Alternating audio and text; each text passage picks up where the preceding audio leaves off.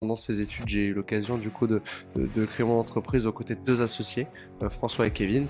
Donc ça s'appelle Phoneur. On est spécialisé dans la téléphonie mobile. Et donc là, on va accompagner des entreprises de 20 à 1000 personnes à peu près. On est spécialisé. Donc on est vraiment sur le mobile, tu vois, sur le reconditionné. 150 la deuxième, 1,5 million la, 1,4 million la troisième et 3 millions la quatrième. On a doublé de taille tous les ans. Le premier téléphone que j'ai réparé, j'ai cassé le mien en fait. Et donc le lendemain, je suis allé dans la cour et j'ai montré ça à mes copains copines. Et j'ai une copine qui m'a dit bah tiens, j'ai cassé le mien, est-ce que tu es capable de le faire? Ça a démarré comme ça. Lui, c'est Adelin Renaud. Et à seulement 24 ans, il a cofondé Phoneur, spécialisé dans la reprise, réparation et protection de téléphone. Et depuis peu, opérateur télécom. Avec 4 boutiques dans l'Ouest, ils ont connu une très forte croissance. On en a discuté pendant plus d'une heure et il a partagé avec nous son parcours inspirant. Il nous faut un endroit. Donc là, on visite chez le père de François parce qu'il avait un garage et au-dessus, il avait un peu d'espace. Il dit, bah, je sais pas si c'est idéal, mais ça pourrait le faire. Au moment de la visite, Kevin passe à travers le plafond. On démarre officiellement 10 jours avant le premier confinement. Donc là, François commence à aller visiter à Laval parce qu'il a fait ses études à Laval. Ouais. Donc il dit, je pense que c'est une bonne ville. Et là, en fait, il fait une visite. Il dit putain les gars, j'ai trouvé une boutique. Il fait la visite le mardi. Il dit, j'ai trouvé une boutique. On dit ok, contre-visite le lendemain, le mercredi. On faisait une offre le jeudi. Donc les mecs est sans emprunt, sans rien. Bonjour à tous et bienvenue dans le podcast Inspirant. Aujourd'hui, j'ai la chance d'inviter Adelin, cofondateur de Phoneur. J'ai décidé de créer ce podcast justement pour inviter des entrepreneurs qui ont un parcours inspirant. Et donc du coup, aujourd'hui, merci Adelin de m'avoir rejoint dans ce podcast. Si tu peux te présenter en quelques mots, ton entreprise, les activités que vous faites, mais brièvement parce qu'on va revenir Ok. sur le sujet. Ok, et ben enchanté. Du coup, Adelin Roro, j'ai 24 ans, bientôt 25. Euh, j'ai fait des études de compta gestion et pendant ces études, j'ai eu l'occasion du coup de créer mon entreprise aux côtés de deux associés, François et Kevin. Donc ça s'appelle Phoneur. On est spécialisé dans la téléphonie mobile et aujourd'hui, on a trois activités distinctes. Une première qui est dédiée aux particuliers où là on a des boutiques, donc principalement dans le Grand Ouest de la France, on en a quatre. On va faire de la vente de téléphones reconditionnés, réparation, reprise, protection. Et depuis peu on est aussi opérateur télécom. On a la même activité pour les professionnels avec en plus de la gestion de flotte. Et donc là, on va accompagner des entreprises de 20 à 1000 personnes à peu près. Et la dernière activité, c'est le reconditionnement des téléphones puisque tous les terminaux qu'on va vendre à nos clients passent par nos ateliers du coup en Bretagne. Et donc voilà, j'ai fait genre ça il y a 4 ans, il y a 4 ans du coup, et à côté de ça, beaucoup d'associatifs. J'ai organisé un festival du côté de Vitré d'où je viens Ouais, pendant un moment. Donc voilà, brièvement, ouais. RNA breton d'origine. Ok, ça marche. On va revenir un peu plus en détail sur l'entreprise que tu as créée, Phoneur, par la suite. Mais avant ça, j'aimerais peut-être qu'on discute un peu de toi, comment tu étais quand tu étais plus jeune, quand tu étais ado. Est-ce que tu as toujours eu cette envie de monter une boîte ou est-ce que c'est une suite d'événements qui se sont enchaînés, qui ont fait que tu as créé Phoneur? Comment Ok. t'étais toi quand tu étais adolescent? Est-ce que tu te voyais à la tête d'une entreprise comme Phoneur ou pas du tout? J'ai grandi à la campagne avec mes parents. Euh, J'ai un papa qui est magasinier, une maman famille d'accueil. Et donc en parallèle de leurs deux activités, ils louaient des salles. Donc j'ai toujours été à la campagne, etc. Toujours en plein air, très bricoleur, à essayer de construire des choses. J'ai fait beaucoup de cabanes dans les arbres. J'ai pu compter parce qu'on a déménagé quand je suis arrivé au lycée. Mais ouais, des cabanes, toujours construire des choses très bricoleurs, etc. Et c'est vrai que j'ai toujours eu cette envie quand même de créer quelque chose. Alors à l'époque, je savais pas forcément que ce serait une entreprise, mais dans tous les cas, de créer un projet, d'investir. J'ai fait énormément d'associatifs quand j'étais encore au lycée, association lycéenne, par la suite le festival de Nicky Fest que j'ai fait aussi pendant très longtemps. Donc toujours cette volonté de faire des projets. J'étais un enfant quand même assez hyperactif, assez dynamique en Ouais, classe.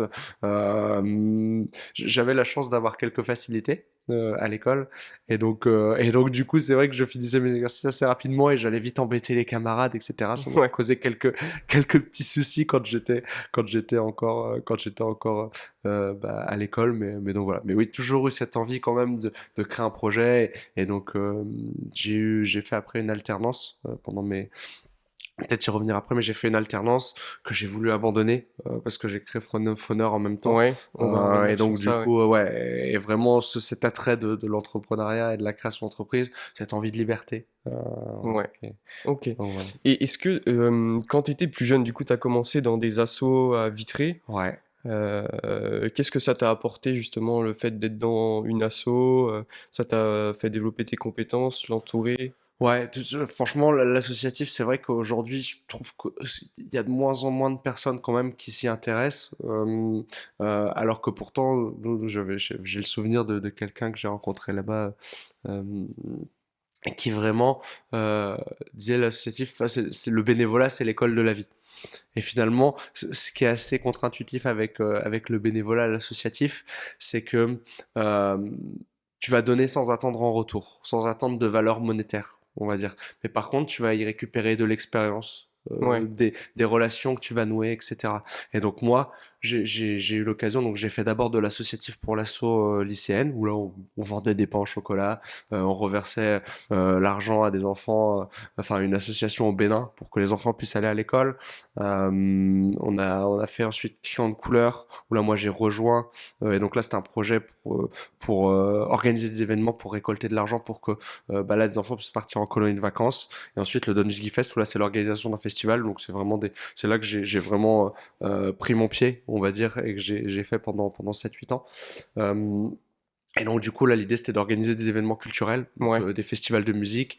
Quand on a été à notre apogée, on a organisé un festival où il y avait 12 000 personnes du côté de Vitré. Donc Vitré c'est une ville de 20 000 habitants, donc ça fait quand même pas mal de monde. ouais, Sur 3 jours, on a des artistes comme Lost Frequencies, Offenbach, etc. C'était assez drôle. C'était juste là, en 2022 après le Covid. Et donc là, bah, quand on arrive, on est sur des budgets qui sont énormes. C'est 300 bénévoles, 50 orgas, donc c'est quasiment une PME. ouais, Une bah ouais. entreprise. Et donc là, tu apprends que ce soit dans les réunions avec la ville, dans l'organisation, dans la gestion de projet, dans la négociation avec les fournisseurs. Et moi, c'est là que j'ai appris énormément de choses. Il y a plein de choses que j'ai pu pratiquer dans Ouais. l'entrepreneuriat et dans l'associatif qui en fait étaient très très liés. Et, Et et toi, t'étais au fondement du coup du Don Jiggy Fest ou non, t'as rejoint une équipe moi j'ai rejoint le Don Jiggy Fest, j'ai commencé en tant que bénévole, et là j'ai un de mes meilleurs amis, Zaïd, qui est un peu mon grand frère de cœur, qui a 10 ans de plus que moi, qui m'a dit, bah tiens, ça serait bien que tu viennes un petit peu t'investir, etc. Et donc de fil en aiguille, j'ai été responsable partenaire, donc aller chercher l'argent auprès des sponsors, etc. J'avais 17, 18, 18 ans, je crois. Donc c'était vraiment Ouais, les débuts, on est confronté à des chefs d'entreprise, aller demander de l'argent en plus, ce qui est pas forcément évident. Et donc du coup, j'ai démarré comme ça, merchandising, et de fil en aiguille, en fait, je t'ai dit un jour, j'aimerais bien bah, organiser vraiment, être coprésident de ce festival-là. Et de fil en aiguille, ça s'est fait. J'étais secrétaire, donc rentré dans le bureau. Une asso, elle est organisée avec un bureau en général, un conseil d'administration. Et donc du coup, de fil en aiguille, bah, faire les subventions, ensuite à la trésorerie, ensuite j'ai repris la coprésidence avec Philippine. On ouais. a été pendant 2 3 ans ensemble, 2 ans, si je dis pas de bêtises. Et donc voilà. Et moi, c'est vraiment ça change complètement du milieu de l'entrepreneuriat dans lequel je suis, puisque nous, on est sur une entreprise très traditionnelle, une PME, on va vendre des produits, aller chez des clients, etc. Là, on est dans le monde de l'événementiel, et il y a quelque chose de magique qui se passe quand on fait de l'événementiel, quand on organise des événements comme ça. C'est la première, bah, c'est que on est là pour divertir les gens. On est un petit Ouais, peu de l'autre côté pendant que les gens s'amusent, pendant que les gens font la fête. Nous, on est à l'organisation et on a l'impression vraiment de distribuer du bonheur. Parfois, ça m'arrive pendant le festival, ça dure 2 jours, mais on a 10 jours de montage avant, 5 jours de démontage après. Et là, on se pose et on se dit, ok, en fait, il y a 3 4 000 personnes là qui sont devant, qui sont en train de s'éclater, et c'est énormément d'émotions. Euh, ouais, c'est et donc, hyper ouais, c'est hyper enrichissant. enrichissant, et donc c'est incroyable. Moi, j'ai vraiment adoré m'occuper de ça. Et après, bah, tu développes des super compétences. C'est à grande échelle. Quand il y a 50 orgas, 300 bénévoles, c'est beaucoup de gestion. Donc, moi, je le voyais un petit peu comme, ok, ce que je vais chercher, c'est peut-être l'étape d'après que j'espère avoir un jour avec Funner. Et Ouais, bah, je vais pouvoir m'entraîner, le pratiquer dans un cadre en plus où je vais pas y récolter de l'argent, mais je vais récolter des compétences. Finalement, je vais me former presque à ouais. travers cet associatif. Et comme c'est désintéressé, moi, je trouve ça c'est une très très bonne école école de formation et je recommande à tout le monde de le faire. C'est vraiment incroyable. On y rencontre des personnes de plein d'horizons. Enfin, c'est vraiment une chouette aventure. Ouais, ouais, ouais. Et donc ça, pour resituer, c'est dans ton adolescence, enfin 17 ans, Ouais, avant Fauneur, avant... ouais, j'ai commencé le DGF avant Funner, ouais. C'était associatif, puis ensuite tu t'es découvert sur Fauneur. Ouais, j'ai toujours, en fait, pour raconter un petit peu l'histoire, si tu veux, en gros, j'ai toujours fait de l'associatif un petit peu comme ça. Grâce à ça, j'ai rencontré François, qui est devenu un de mes meilleurs potes, avec qui on a fait pas mal d'associatifs à travers le Crayon de couleur et le Lonjigi Fest. Et en fait, Ouais. on a toujours eu des projets ensemble. On a Fr- monté François Abestué. François qui est Ouais, cofondeur exactement, de cofondateur Fauneur, avec ouais. moi, les trois associés, François et Kevin Ouais, et moi-même. Et donc du coup, ouais, François, et on s'est découvert au lycée. Moi, j'avais sauté une classe, lui on a redoublé une. Et donc à un moment, on a fini par se croiser. Donc c'était assez drôle ouais, parce qu'il a 3 ans de plus que moi. Et donc du coup, on s'est rencontrés un petit peu. Et je me souviens très bien, c'était un événement qu'on organisait avec Retrousse tes manches, où on devait faire une buvette. Et à un moment, je sais pas pourquoi, on commence à parler de parking. Je me souviens très bien, c'était Olivier Seban. À l'époque, je pense qu'il est moins connu, mais à l'époque, c'était quelqu'un dans l'immobilier qui était très présent sur YouTube. Il y avait pas mal de livres qui circulaient. Et en fait, on s'est retrouvé à se rendre compte qu'on avait ce point commun-là. Et on se disait, bah tiens, faudrait acheter des parkings et tout. ouais, Et en fait, de fil en aiguille, moi, je me souviens, j'adorais les Excel et j'adore toujours ça. Mais à mettre ça dans un Excel, à faire un business model et tout. Et donc, on a essayé pas mal de projets comme ça. On a voulu faire des t-shirts produits en France très quali, en Portugal, des porte-cartes, des affiches de motivation. Où là, moi, je mettais plutôt à la partie graphique design, plutôt à la partie financière, site web et tout. Et donc, c'était assez drôle. ouais, Mais c'est des projets. On n'a pas gagné un rond, hein. C'était vraiment, on a perdu de l'argent.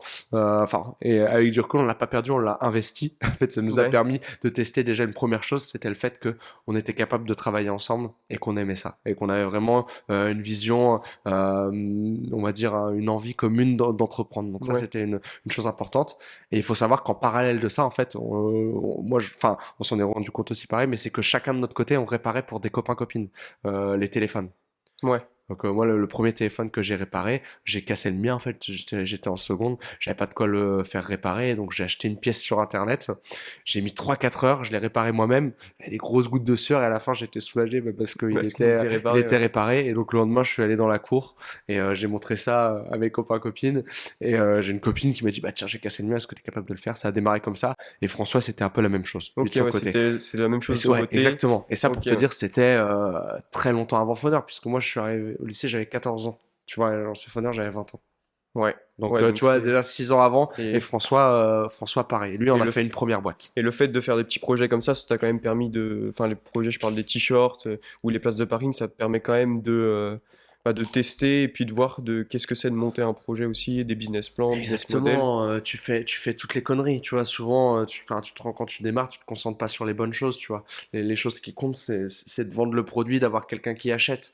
Tant qu'il n'y a pas de transaction vraiment monétaire, tu sais pas parce que tu as plein de gens qui peuvent te dire ah c'est génial ce que vous faites, mais au moment où il faut passer à la caisse, il n'y a plus personne, tu vois. Ouais, Et donc, tu passes beaucoup de temps à faire des BP, à construire un truc qui est super, etc. T'en parles pas parce que t'as peur qu'on te vole ton idée et tout. Et donc du coup, tu vois, toutes ces erreurs-là, ces tests, ces trucs, même nos compétences en soi, parce que quand tu commences un premier truc, tu fais, tac, ok, même d'un point de vue très graphique, marketing, tu vois, tu fais, bah, tu vois, c'est pas hyper joli, bon, bah, tu relances un autre projet, tu refais quelque chose, tu t'améliores, et tu acquiers des compétences ouais, comme ça, et il n'y a pas le choix pour acquérir des compétences que de mettre en pratique. ouais, en Et donc concret. ces projets-là ont vraiment permis de mettre en pratique un petit peu tout, de tester des choses. Mes premières publicités Facebook, je me souviens, je les ai fait Ouais. comme ça. On n'a pas vendu un cadre, on n'a pas vendu un t-shirt, mais, Mais au mais moins, les publicités tournaient. ça Mais t'a permis voilà, mais d'apprendre. Ouais. ouais, c'était Ouais. trop drôle. Moi, j'ai adoré cette. Enfin, je m'en souviens quand on parlait du BP. On avait une soirée avec François, un anniversaire d'une copine et tout. Et je lui ai dit, bah, attends, faut que je te parle d'un truc et tout. 21 h au milieu de la soirée, Ouais. on s'en va dans la voiture. Et là, j'ouvre mon ordinateur. Et je dis, mais j'ai mis ça dans un Excel. Mais c'est trop bien. On va être riche et tout. Ça fonctionne, tu vois. Et je me Ouais. souviens trop drôle. Mais c'était génial. C'est ça C'est trop bien. qui est top, enfin, de tester toujours Ouais. plein de projets et d'en faire plein. Et ce que je vois aussi hein, dans ton parcours, c'est que quand t'es jeune, quand t'es ado, t'as l'air très curieux sur plein de choses. Ouais. Toujours envie de découvrir des choses, toujours envie de se repousser. J'ai notamment vu que tu avais fait une chaîne YouTube quand tu étais Ouais, jeune pour ouais. parler de l'entrepreneuriat. Ouais, de ouf. Je leur reparle de ça, mais du coup, tu as quand même eu l'audace d'oser de se publier sur YouTube. Comment tu l'as vécu de ton côté? Est-ce que ça a été dur de se lancer sur YouTube, publier une vidéo comme ça avec ses camarades, l'entourage? Ouais, Comment tu l'as vécu, toi? ouais, je me souviens. Bah, en fait, le truc, c'est que je sais pas si t'as cherché parce que c'est pas la première chaîne que j'ai eue. En fait, j'ai eu deux chaînes. Et j'ai eu une première, moi j'étais un gros geek de Dofus. Et donc MMORPG, c'était un jeu. Moi je suis arrivé plutôt vers la fin en plus parce que j'étais sur Dofus 2.0, j'ai pas connu la première version de Dofus. Et on jouait avec des potes, et moi j'étais un geek de ouf de ça, je passais mes nuits à jouer à ça. Et un jour je me suis dit, vas-y, je vais en faire une chaîne YouTube.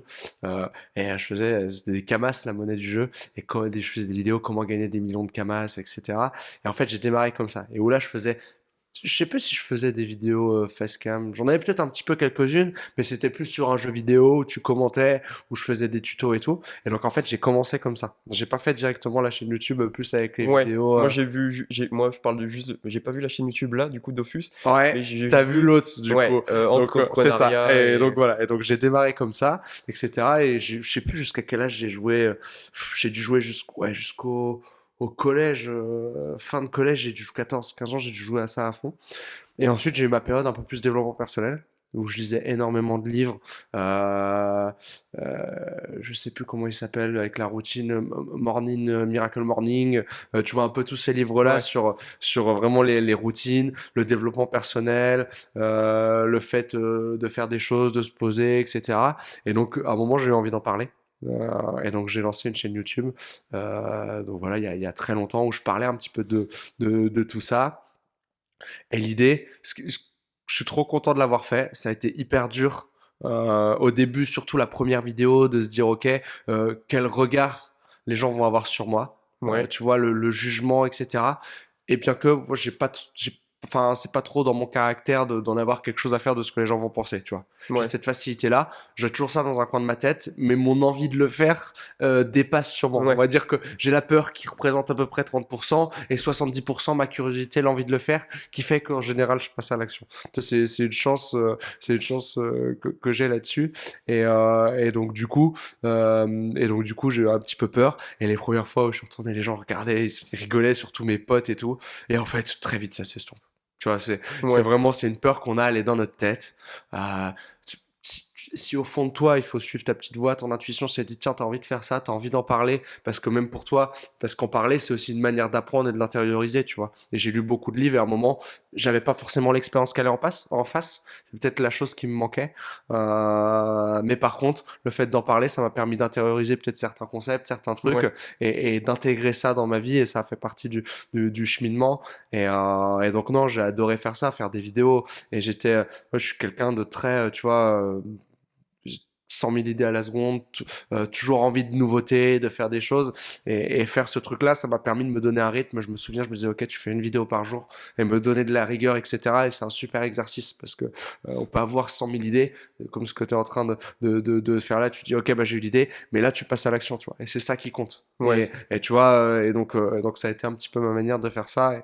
Et voilà, et c'était un peu le début, tu vois, pour moi, un peu ma formation presque avant d'entreprendre, de se dire, ok, bah tiens, je partage ces trucs-là, ouais, etc.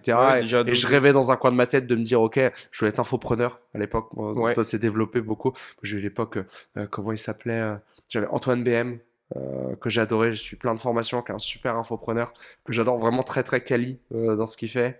Antoine BM, il y avait, putain, Anthony Nevo. Ouais, je suis beaucoup Anthony Nevo, on entend moins parler maintenant, mais à l'époque c'était un gros infopreneur. Et donc moi l'idée à travers ça c'était aussi bah, de vendre des formations. ouais. J'en ai pas vendu. Mais Et finalement, du coup, t'es passé sur le projet voilà, Phoner. je suis passé sur le truc Et comment exactement. ça s'est fait du coup, donc l'adolescence où tu t'es plutôt ouvert sur le milieu associatif qui t'a apporté beaucoup en compétences. Aussi, bah, toujours oser se lancer. En fait, c'est un peu ça que je retrouve chez toi, c'est cette envie de se dépasser dans tout ce que tu as fait. En fait, tu as essayé, tu as pris le risque et tu t'es dit, bah, en fait, si je réussis, tant mieux. Si je réussis pas, bah, tant pis, j'aurais appris quelque chose. J'ai un peu l'impression que c'est ça ta mentalité, en fait, sur les projets que tu as pu faire. Ouais. Et donc du coup, on est en fin de lycée, c'est à peu près vers cette période où tu lances Phoner seul. Non, même pas trop, parce que là, je continuais les réparations, tu vois. Ouais, Donc, en gros, j'ai fait mon lycée, j'ai fait des études d'économie, enfin, un bac ES à l'époque, c'était bac ES. Un petit peu, moi, j'étais plutôt matheux, mais un peu de philo quand même, j'adorais la philo. J'ai voulu faire Sciences Po. En fait, à l'époque, donc j'avais passé les concours, etc. J'ai pas été reçu, donc c'était pour les IEP en province, et donc j'avais ce choix-là de me dire, ok, qu'est-ce que je fais? Et je me suis dit, ok, l'entrepreneuriat te plaît un petit peu, de la gestion. Je voulais pas faire une école de commerce parce que ça coûtait une blinde, tu vois, et mes parents pas trop de sous. Donc je me suis dit, ça me fait chier. Mais par contre, il y a une petite idée qui me plaisait bien, c'était de se dire, ok, tu peux faire un GEA, qui est de la gestion des entreprises et des administrations, qui est plutôt, ouais. on va dire, une manière de faire, c'était un DUT.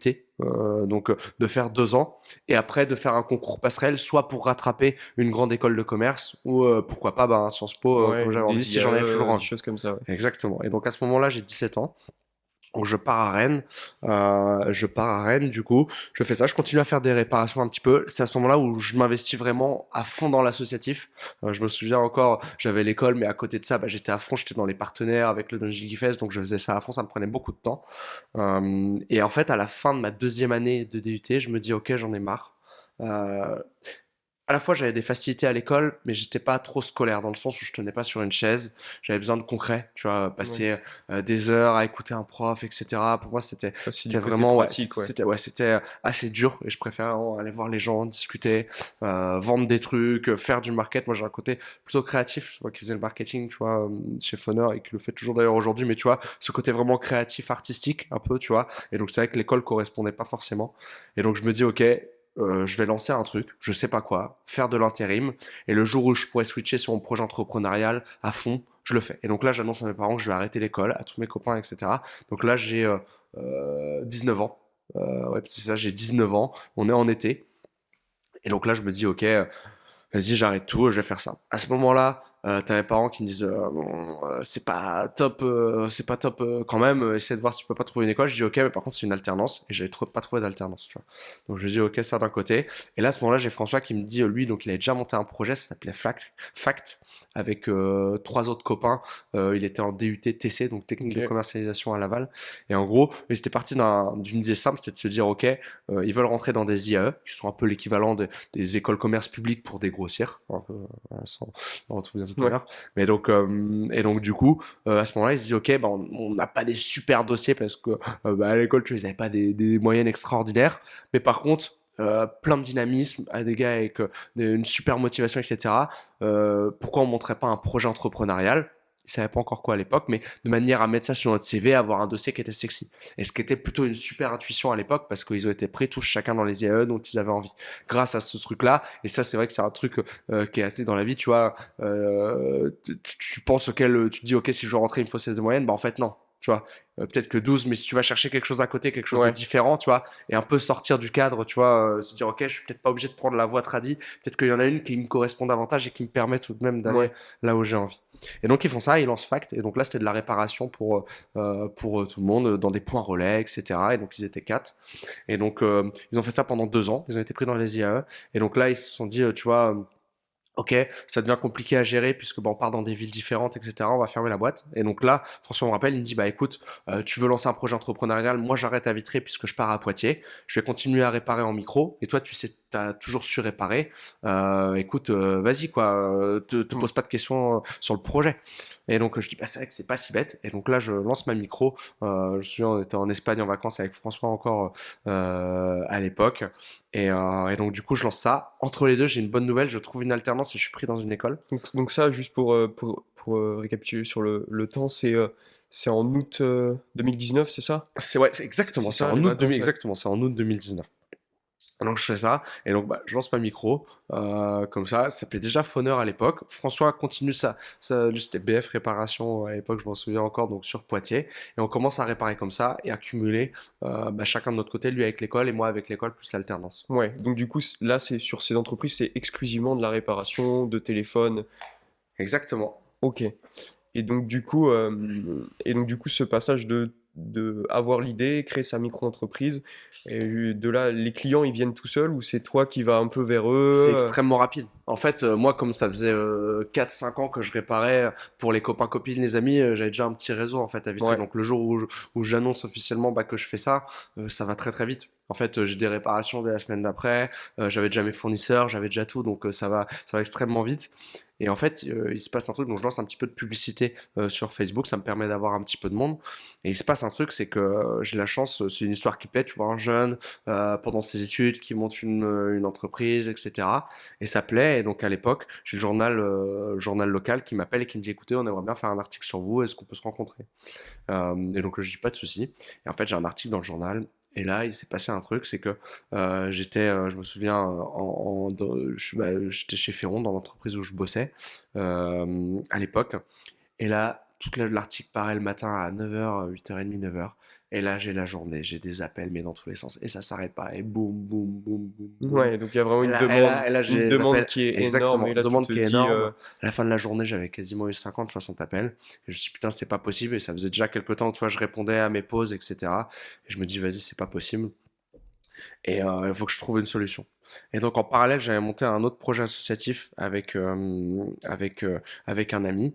Avec un ami. Et par ce biais-là, en fait, je rencontre Kevin, troisième associé. ouais, Et donc, en fait, ce projet associatif-là, il était assez simple.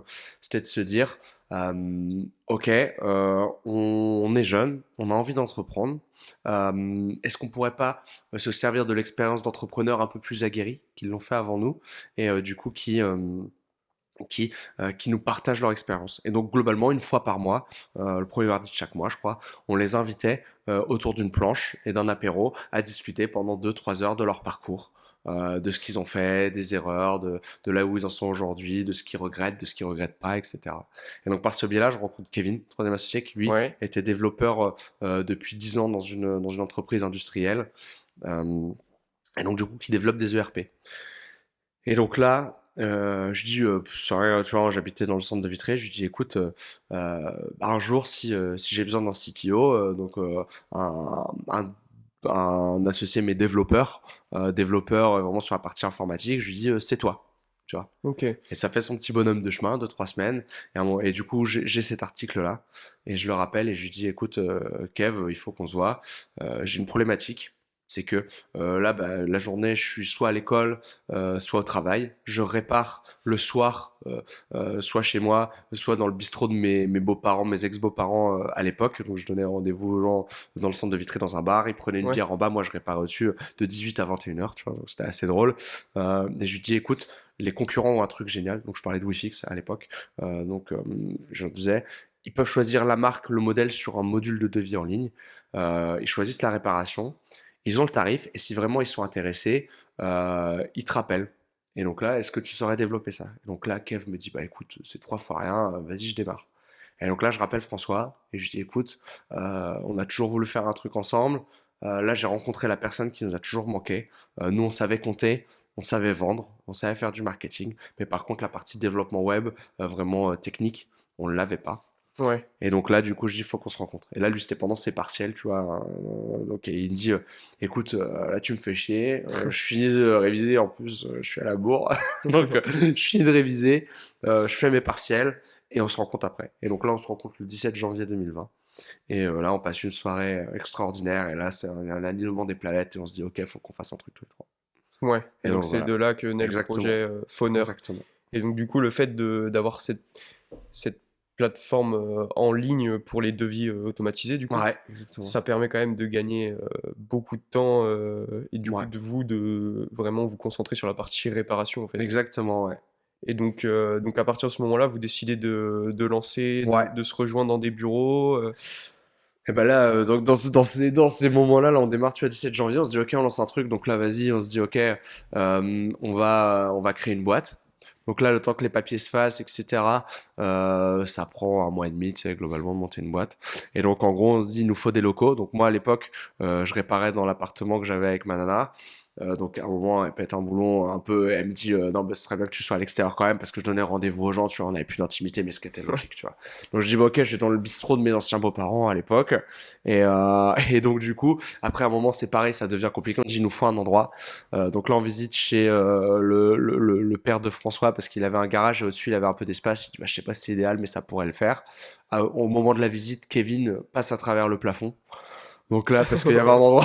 Et donc là, on se dit, ok, c'est un signe, faut pas y aller.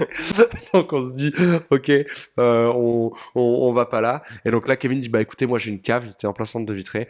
Elle est petite, elle faisait 9 mètres carrés, 9, 10 mètres, 12 mètres carrés peut-être quand même. Et il dit, par contre, faut l'aménager. Et donc là, en 2 jours, on met du pare-vapeur parce que bah, c'était très humide pour limiter la condensation. On refait tout, on met de l'OSB et on se fait une cave. Et donc là, on est resté là pendant 3 mois. Et Ok. donc ça, c'était en février. Et donc on démarre officiellement 10 jours avant le premier confinement. Ok, ouais. Voilà. Et donc du coup, t'es toujours à l'école en parallèle Ouais, ou du toujours à coup tu l'école. t'es mis en pause? Non, t'es toujours à l'école, ouais.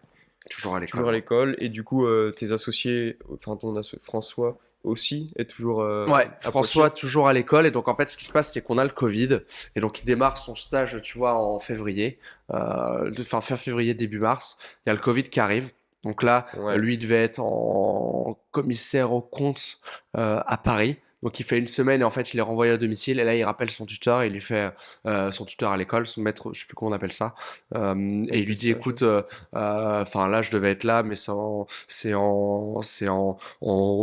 en visio, on perd tout l'intérêt. Enfin, je veux plus faire ça.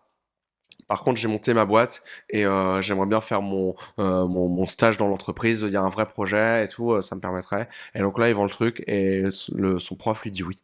Et donc en gros, il lâche le stage, il se met d'accord avec l'entreprise, il lâche le stage et donc lui, il passe à plein temps sur Foner. Et donc moi, pendant ce temps-là, chômage partiel.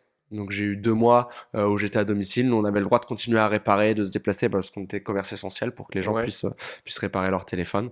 Et donc du coup, on est tous les deux pendant 2 mois à faire ça. Et c'est trop drôle parce que du coup, on va chercher les téléphones à domicile, on donne rendez-vous aux gens dans la rue parce que c'était une cave, hein, tu vois, donc Ouais. d'un Bah ouais. immeuble. Donc en Donc gros, on les gens donnait peuvent rendez-vous aux pas gens dans la venir. rue. On leur dit repassez dans 1 heure, votre téléphone sera prêt. Et donc ils repassaient 1 heure après, on leur rendait le téléphone et c'était trop drôle. Et donc on fait ça. Et donc moi après je termine. C'est à ce moment-là que je veux arrêter mon alternance. Et donc ça se passe pas trop bien. Donc je finis Ouais. les quelques mois qui me restaient en été. Et donc je passe à plein temps avec François en septembre 2020. Ok. Et du coup sur la partie parce que là de ce que tu me dis pour beaucoup d'entreprises on pourrait dire ouais, le confinement ça a été compliqué à gérer mais j'ai plus l'impression que là pour toi ça a été une opportunité vraiment pour vous se structurer, se poser, mettre en place des process.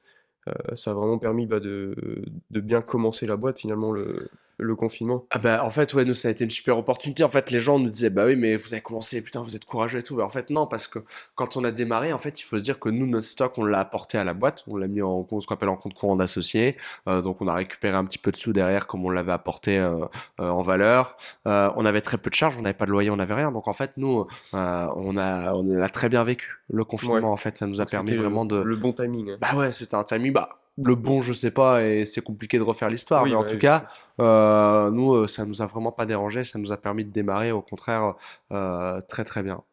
Et donc là, tu vois, on arrive en septembre. Donc Kevin, lui, toujours développeur, il a eu pendant 3 ans, il cumulait avec le job dans l'entreprise où il était. Donc il bossait vraiment beaucoup samedi, dimanche, il bosse encore beaucoup aujourd'hui, tu vois, le soir, etc. Euh, mais lui, il a cumulé pendant très longtemps. Et donc nous, tous les deux. Et donc là, à ce moment-là, vient le moment où bah normalement je dois partir pour un master. Donc François c'est son master 1, il dit bon ok pour le moment j'arrête, je prends une année sabbatique et je verrai si je repars.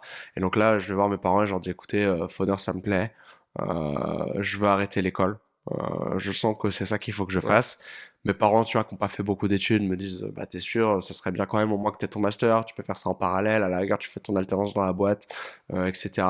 Et je réfléchis, je leur dis, écoutez, non, j'ai vraiment pas envie de faire ça. Mais par contre, on fait un deal. C'est que on se donne un an.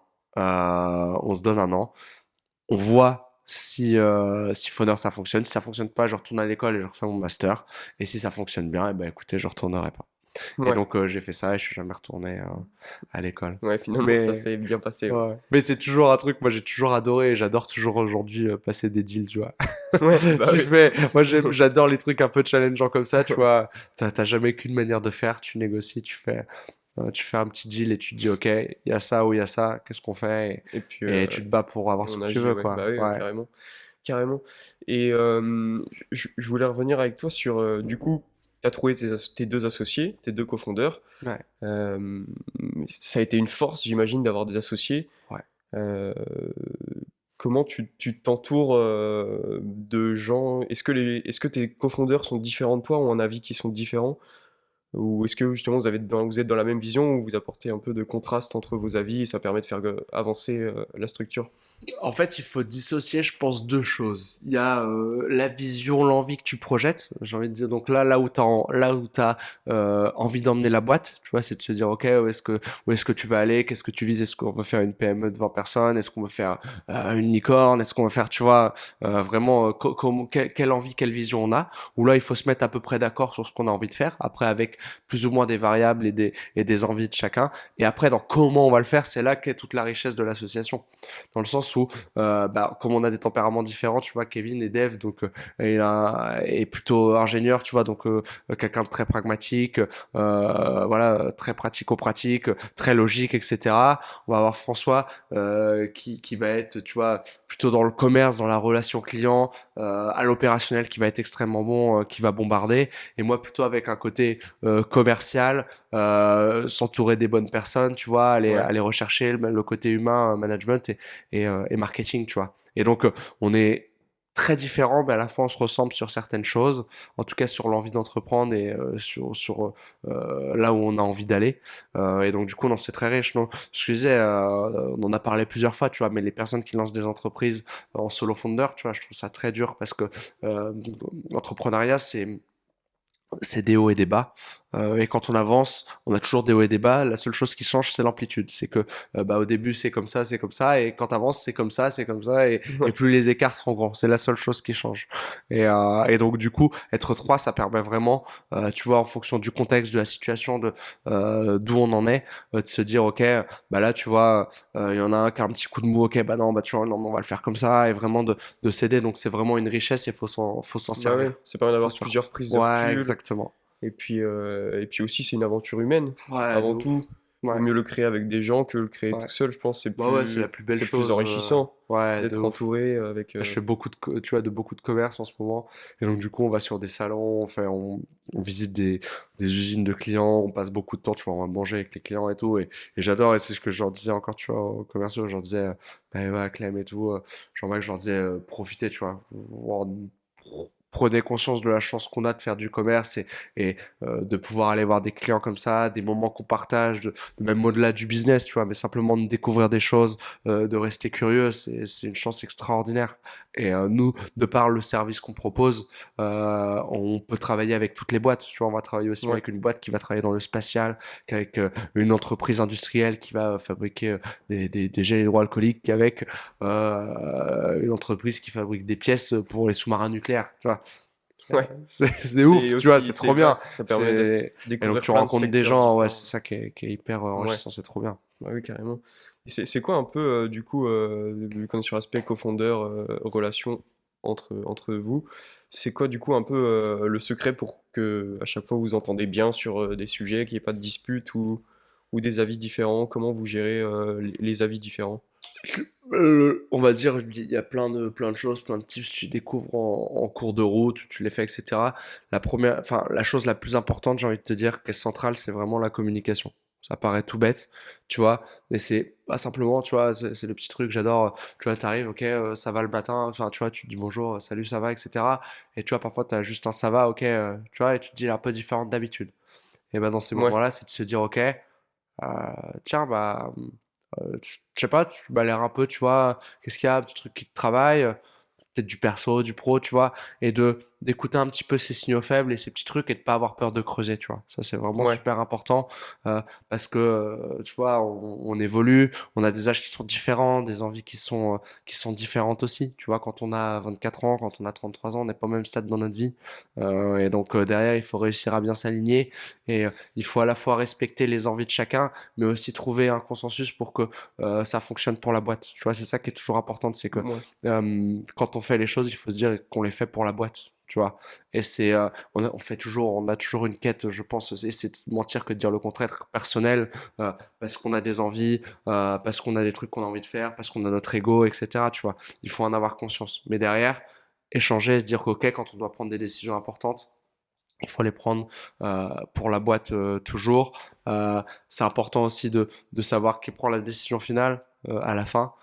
Et c'est fait pour pas être utilisé ces choses-là. Mais c'est comme un mariage, tu vois, un bon mariage, c'est un Ouais, divorce qui est bien préparé, tu vois. ouais, Donc, mais tu vois, c'est de se dire, ok, dans les pires conditions, comment on fait? Et dans les pires conditions, il faut pas avoir à se poser de questions, tu vois.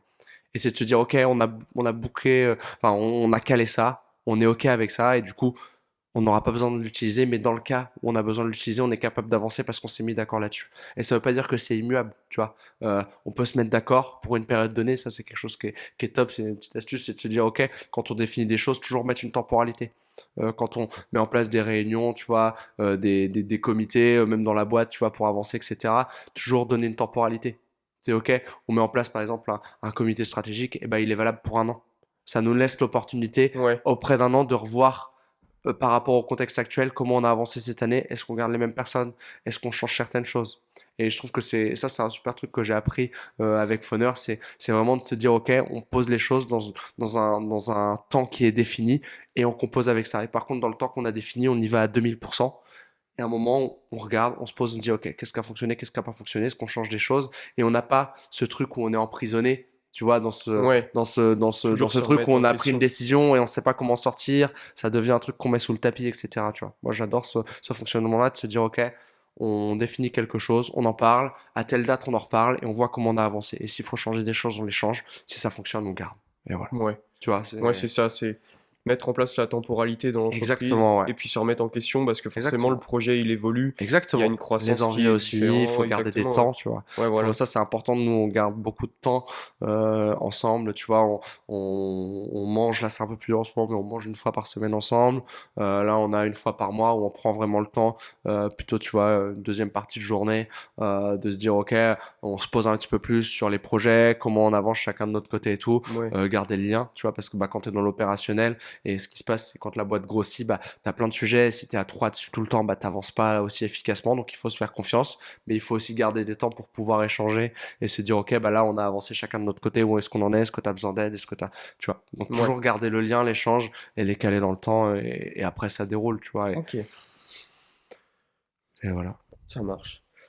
Et donc du coup, sur Foner, donc du coup, vous êtes trois dans... Comment vous répartissez vos rôles dans les tâches à faire? Toi, t'es sur plus quelle partie? François plus sur quelle partie? Et puis, Ouais.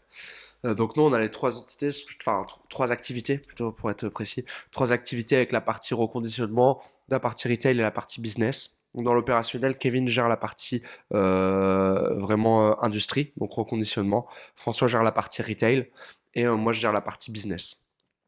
Et donc ça, c'est vraiment le fonctionnement, on va dire, dans l'opérationnel. Et après, on a quelques missions en plus par rapport à nos compétences et ce qu'on a envie de développer. Typiquement, nous, tout notre ERP, notre CRM est développé en interne. Et donc ça, c'est le premier job de Kevin. ouais. Et donc du coup, c'est lui qui s'occupe de ça. On a François qui gère aussi beaucoup la partie opérationnelle et commande. Tu vois, typiquement commande auprès des fournisseurs et tout. Alors là, c'est un petit peu moins vrai, mais il s'occupe plutôt de la partie retail, tu vois, mais il gère tout ce pôle-là, un petit peu la finance, le suivi des achats.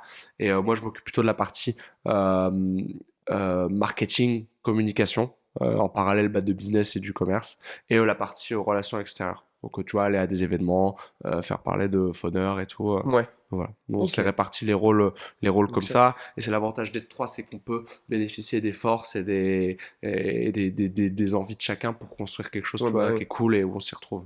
Ok.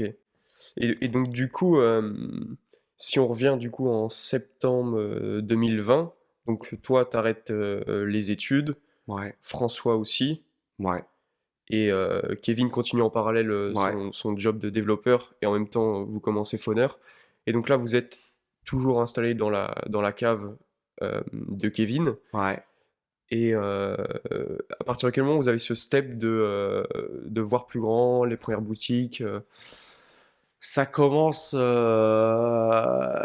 dirais, parce qu'on a quand même eu une grosse période incertaine avec les confinements un peu à répétition et tout, jusqu'en 2021. Mais à partir de début 2021, on commence à se poser la question, à se dire, en fait, on déménage dans un appartement.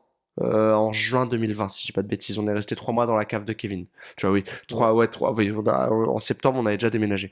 On déménage dans un appartement Ok. dans le centre-ville de Vitré, où là c'est un format qui est à peu près le même, c'est sur rendez-vous, sauf que les gens montent dans l'appartement. Donc c'était dans le vieux Vitré, donc c'est un appartement vraiment ancien avec de la moquette au mur et tout, qu'on retape pareil, mais assez drôle, et donc on en fait nos premiers bureaux. Et donc là en septembre, donc on fait ça pendant un moment. Et donc je dirais ouais début 2021, là on se dit ok, ça serait peut-être bien d'ouvrir une boutique. Et donc là François a une idée, il se dit écoute, euh,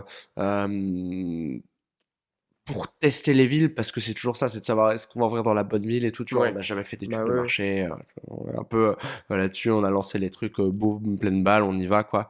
Et donc du coup, on se dit, bah tiens, est-ce qu'on pourrait pas tester, par exemple, aller sur des marchés, euh, commencer à faire de la réparation, poser des accessoires, etc., vendre des téléphones, voir les retours des gens, commencer à leur dire écoutez, bah, si on veut s'installer, où est-ce que vous nous conseilleriez d'aller, est-ce que vous pensez que ce service est intéressant, finalement faire notre étude de marché Et en concret? ouais, en concret. Ouais. Et donc il dit bah, pour faire ça on peut acheter une caravane. Et donc là on commence à réaménager une caravane, on la peint en bleu, on enlève tout ce qu'il y a à l'intérieur, on en fait un petit atelier de réparation et tout, revient un confinement, et donc là on se dit bah c'est con, on l'a quand même acheté, il faut y aller. Et donc là François et Mathieu partent bah, sur la côte, du côté de La Baule et tout, pendant un mois. Donc ça c'est à l'été 2021 pour faire de la réparation sur les marchés et donc vraiment tester et tout. Et donc ils passent un mois et demi là-bas pour tester ça.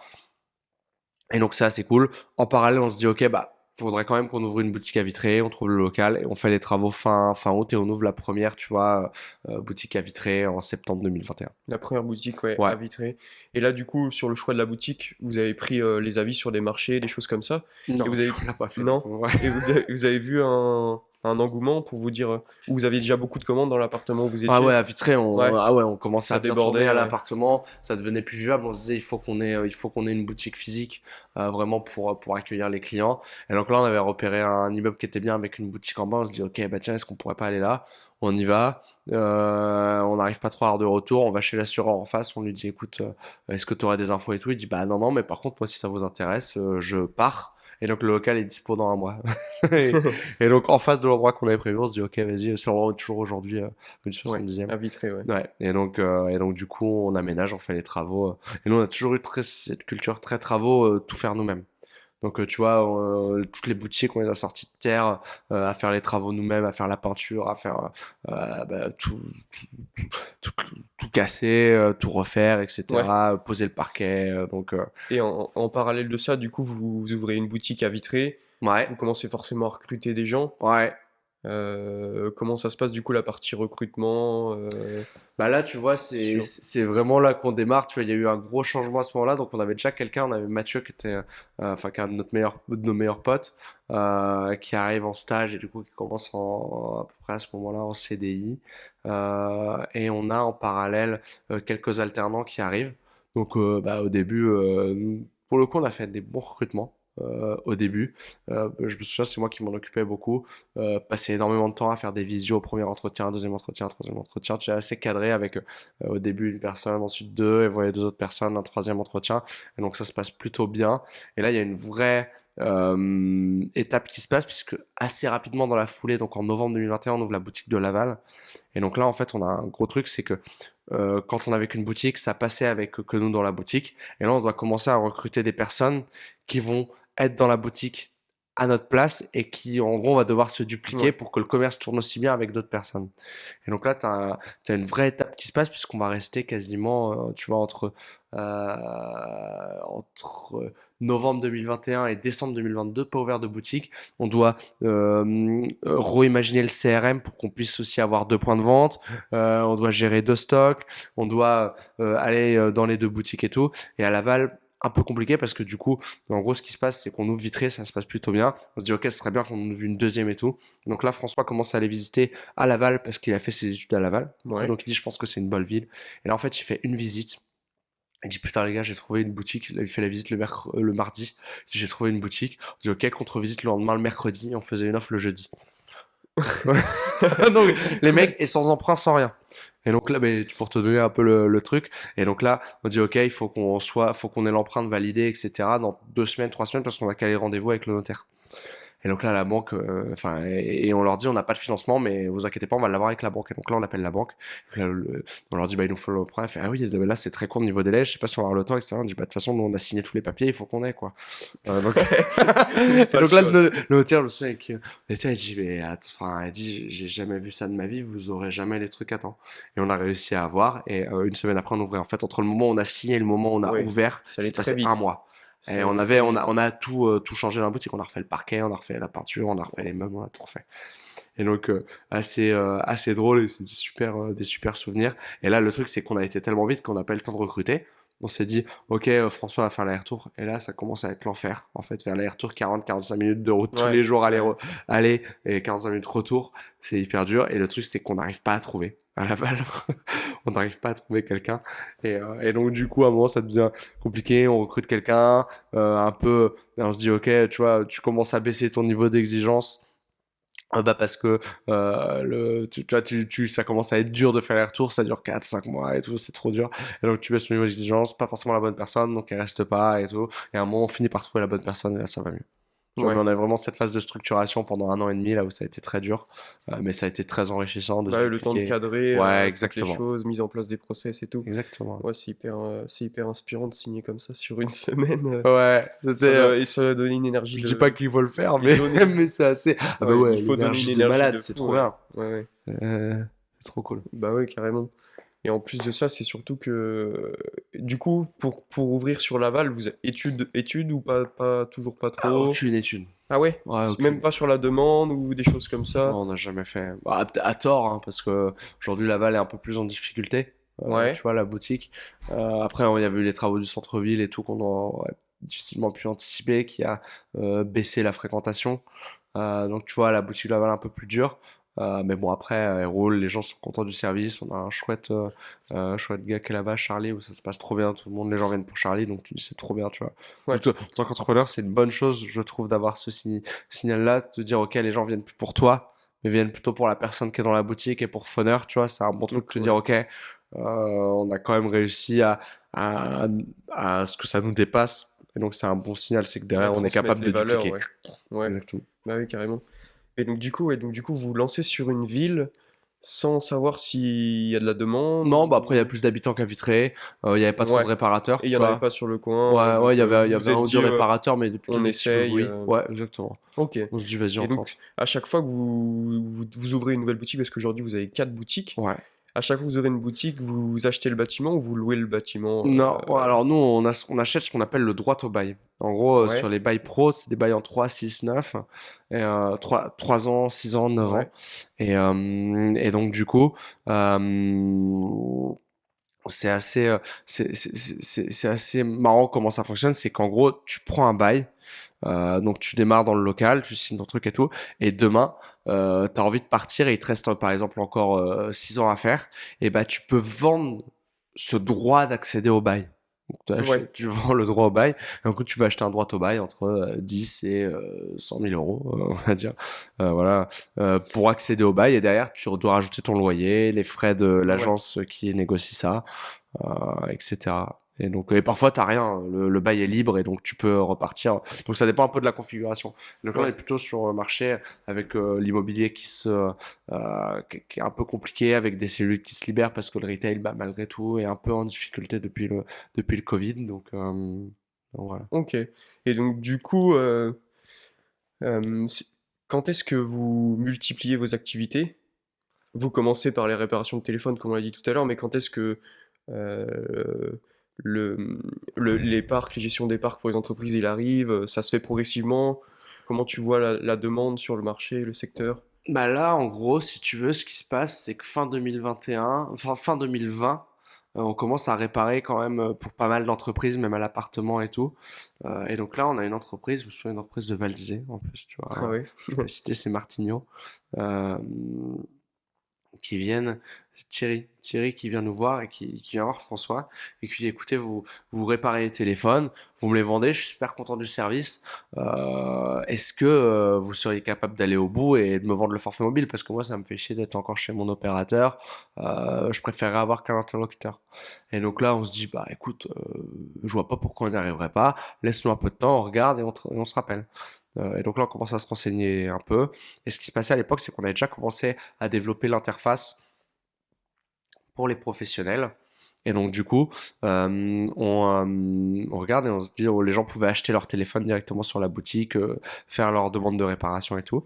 Et donc là, on se renseigne avec Coriolis à l'époque, donc le format plutôt courtier, où là, tu vas, euh, tu vas vendre le forfait mobile, mais d'une autre marque, et tu vas prendre une commission. Tu vois, tu vas l'engager sur Ouais. 36 mois et tu vas gagner 100 euros parce que tu l'as engagé, tu as vendu tel forfait.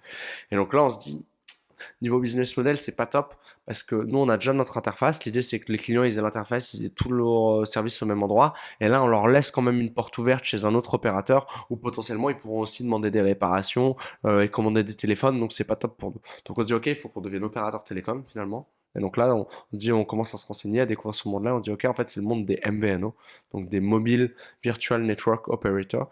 Et donc là, du coup, les opérateurs virtuels. Donc c'est une loi depuis 2000, fin des années 2000, fin des années 2000, donc 2009-2010 par là, qui oblige les opérateurs historiques à mettre à disposition leurs fréquences pour des opérateurs tiers, Ok. pour limiter les monopoles et la concurrence. Et donc du coup, on se sert de ça, et donc on, finalement, on prend une infra chez un opérateur, un agrégateur qu'on appelle un MVNA, A pour agrégateur, qui va nous permettre de nous connecter chez Orange. Et donc on lance ça, etc.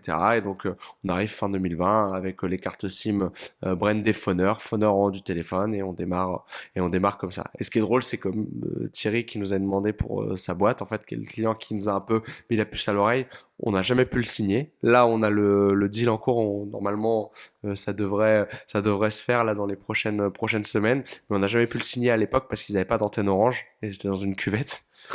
Et mais qui est Ouais. pas très loin d'ici, je crois.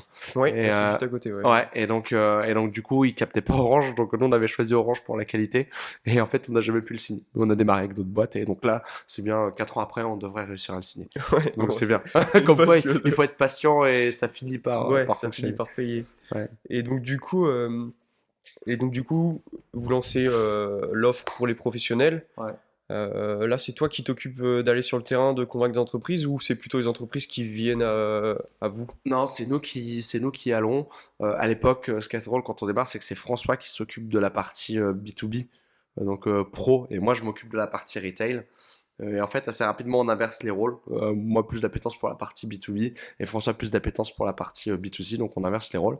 Et à l'époque, on a quelqu'un qu'on associe, 2021, du coup, pour gérer cette partie-là. Donc, ça dure un an et demi et ça se passe pas forcément bien. Et donc, du coup, c'est lui qui gérait. On a Maëva, notre première alternante, qui du coup est arrivé à ce moment-là avec lui pour développer un peu ce truc-là. Et donc ça se développe de fil en aiguille, mais c'est assez timide, tu vois. Et donc à un moment, on décide bah, que fin 2022, que c'est le moment d'arrêter et il faut on parte chacun dans nos voies. Ouais, Et donc je reprends vraiment la partie pro à ce moment-là, fin 2022. Et là, on commence à démarrer et là, ça pousse. Et là, le pro pousse énormément, ouais, énormément, tu ça pousse énormément, vois. ouais. Ouais, exactement. Ok. Et donc, quand on regarde un peu Fauneur de l'extérieur, on pourrait se dire, bon, l'entreprise elle tourne, ça marche hyper bien, il n'y a pas trop de problèmes. Mais du coup, est-ce que toi, tu as fait face à des échecs dans la boîte, je pense? Mais tu sais, de l'extérieur, nous, quand on voit juste Fauneur de l'extérieur, on se dit, ouais, tout se passe bien, la boîte elle roule, bon, ça n'a pas l'air si compliqué, alors qu'en réalité, je pense qu'il y a plein de petites étapes, Ouais. de petites galères aussi à gérer. C'était quoi, toi, tes plus gros échecs sur ces 4 dernières années de lancement, ou les erreurs que tu as faites? Euh, J'aime pas trop parler d'échecs, je dirais plutôt de moments difficiles, Ouais, tu vois, de moments qui sont plus difficiles que d'autres, comme je disais tout à l'heure, les montagnes russes, la vague, parfois t'es en haut et d'un coup la chute est brutale. Euh, les expériences les plus difficiles, je pense que tu vois, sur le business, perdre de l'argent, se planter, etc., Tu as des trucs tout bêtes. On a démarré, on a acheté des téléphones.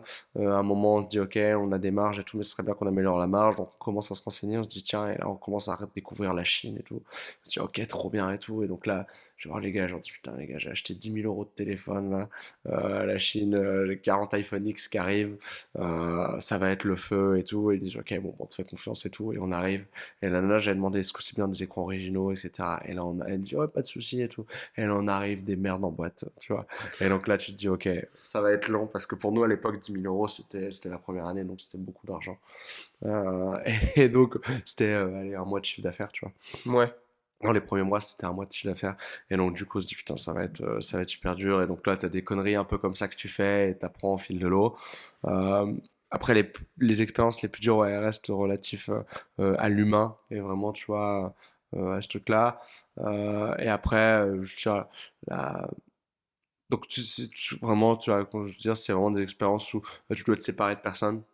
Tu vois, où bah, soit c'est pas les bonnes personnes, soit en fait, soit c'est pas les bonnes personnes bah, parce que tu t'es planté sur le recrutement et ça fit pas avec la culture de la boîte. Soit c'est à contrario plus les bonnes personnes par rapport au moment où t'en es dans la boîte. Donc ça, c'est aussi quelque chose qui est Ouais. très difficile parce que tu construis un projet, tu recrutes des gens, etc. Et par rapport au retour sur investissement que tu as, etc., par rapport à la direction que tu veux donner, bah, finalement, c'est plus les personnes adaptées et il faut être capable de le dire, de faire les choses bien. T'es attaché émotionnellement, tu sais, quand t'as une boîte, mon double de taille tous les ans, bah, ça va très très vite. Tu vois, on a vraiment un sentiment au début quand on démarre, les 10 premiers, les 15 premiers qui sont, 15 premières personnes qui sont vraiment importants. Et donc là, ce petit noyau dur, et donc du coup, bah, quand tu évolues et que bah, les choses évoluent, bah, et que tu dois changer, tu dois prendre ton rôle de dirigeant, et donc t'apprends, Ouais. mais émotionnellement, ça peut être dur. Après, ça fait partie de la vie de chez l'entreprise. Et la plus grosse connerie, on va dire, que j'ai pu faire, qui pour le coup, et celle-là se voit pas trop, enfin, se voit pas trop, on n'y pense pas forcément, mais c'est pas être suffisamment au commerce. Aujourd'hui, surtout quand tu démarres, la chose la plus importante, c'est que les gens entendent parler de toi et que les gens achètent. Et le seul focus en tant que dirigeant, après, si t'es plusieurs, tu peux te répartir les rôles, mais c'est faire du commerce et vendre des trucs, vendre des trucs, vendre des trucs. Vendre et avoir de la croissance, etc., ça résout 90% des Ouais. problèmes. Après, tu peux avoir des problèmes de rentabilité, ça c'est encore autre chose. Mais si tu as un produit qui est plutôt fiable, où tu sais à peu près combien tu vas gagner, si tu arrives à le vendre, ça résoudra tous les problèmes. Ouais, donc c'est un peu toi ce que tu Le regrettes commerce, le aujourd'hui de commerce, pas de pas avoir. avoir été encore plus vite au commerce, notamment auprès des Ouais, au professionnels. début, ouais. Ouais, dès le début, tu vois. C'est S'il hyper y avait un important. conseil pour des gens qui veulent monter une société, ce serait vraiment de se concentrer au début sur le commerce. Une fois qu'on a le produit qui est Ouais. validé, quoi. Après, tu as des produits qui nécessitent un peu de R&D, mais dans ce cas-là, faut démarrer très vite. Faut le vendre très vite. Parce que je disais tout à l'heure, il y a une différence entre quelqu'un qui va te dire oui, je vais l'acheter, et quelqu'un qui signe ton bon de commande et qui a le produit en main une fois que tu l'as livré. Commerce. Moi, j'ai toujours eu cette chance-là, c'est que quand on a démarré très rapidement, malgré tout, on vendait des choses. Tu vois, moi, j'ai pas eu cette phase, ok, tu construis un produit, ça te prend 6 mois, tu fais des trucs, etc. Nous, on faisait de la réparation, t'as pété ton écran de téléphone, je te le répare, c'est 80 €. Moi, ça me coûte 25 € l'écran, voilà, je récupère l'argent, je paye un peu de d'URSSAF, et voilà. Donc, ce sens du commerce, de Ouais. l'échange, il est très important, et c'est la chose primordiale quand tu démarres. Vendre des choses, voir si les gens achètent. Et après, tu as une deuxième chose qui est une question d'énergie et te dire, ok, quand tu commences à avoir différents projets, différentes choses, que ça commence à avancer, c'est de se dire, ok, quand je mets une pièce dans la machine, combien ressortent? Tu vois, c'est un truc tout Ouais. con, c'est de se dire, ok, bah, tu vas dépenser beaucoup d'énergie là-dedans, mais tu vas pas avoir un gros retour. Par contre, là, tu vas dépenser un petit peu d'énergie et tu vas avoir énormément de retour. Et bah, ajuster, trouver une manière de se dire, ok, comment on peut aller vers ce truc-là qui, quand je mets pas beaucoup d'énergie, si ça se trouve, je double, je triple l'énergie que je mets dedans, bah, ça va me permettre d'exploser et d'aller beaucoup plus vite. Ouais. Donc, d'être alerte de ces signaux-là et de se dire, ok, qu'est-ce qui fonctionne, et toujours prendre un petit peu de hauteur, tu vois, c'est hyper important. Faut être dans l'opérationnel et tout, mais de se dire, ok, de se poser. Et le truc, c'est de se garder des temps finalement pour ça, pour analyser un petit peu, se dire ok, et donc là de se dire ok, quand tu as quelque chose qui fonctionne, tu as deux trucs et tout, bah, quelle énergie je mets là-dedans et quel retour j'ai, et même chose pour le truc d'à côté, ça te permet de t'aiguiller. Ouais, Et donc donc priorité au commerce, et une fois que le commerce fonctionne, aller vers ce qui a le meilleur retour sur Ouais. investissement. Un autre point important, justement, on a dit qu'on parlait du commerce, mais c'est aussi, je pense, la notoriété de Foner, Ouais. créer du branding autour de la marque Foner.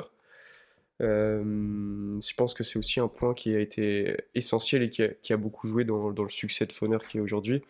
On a vu notamment pas mal d'articles dans les journaux de la région.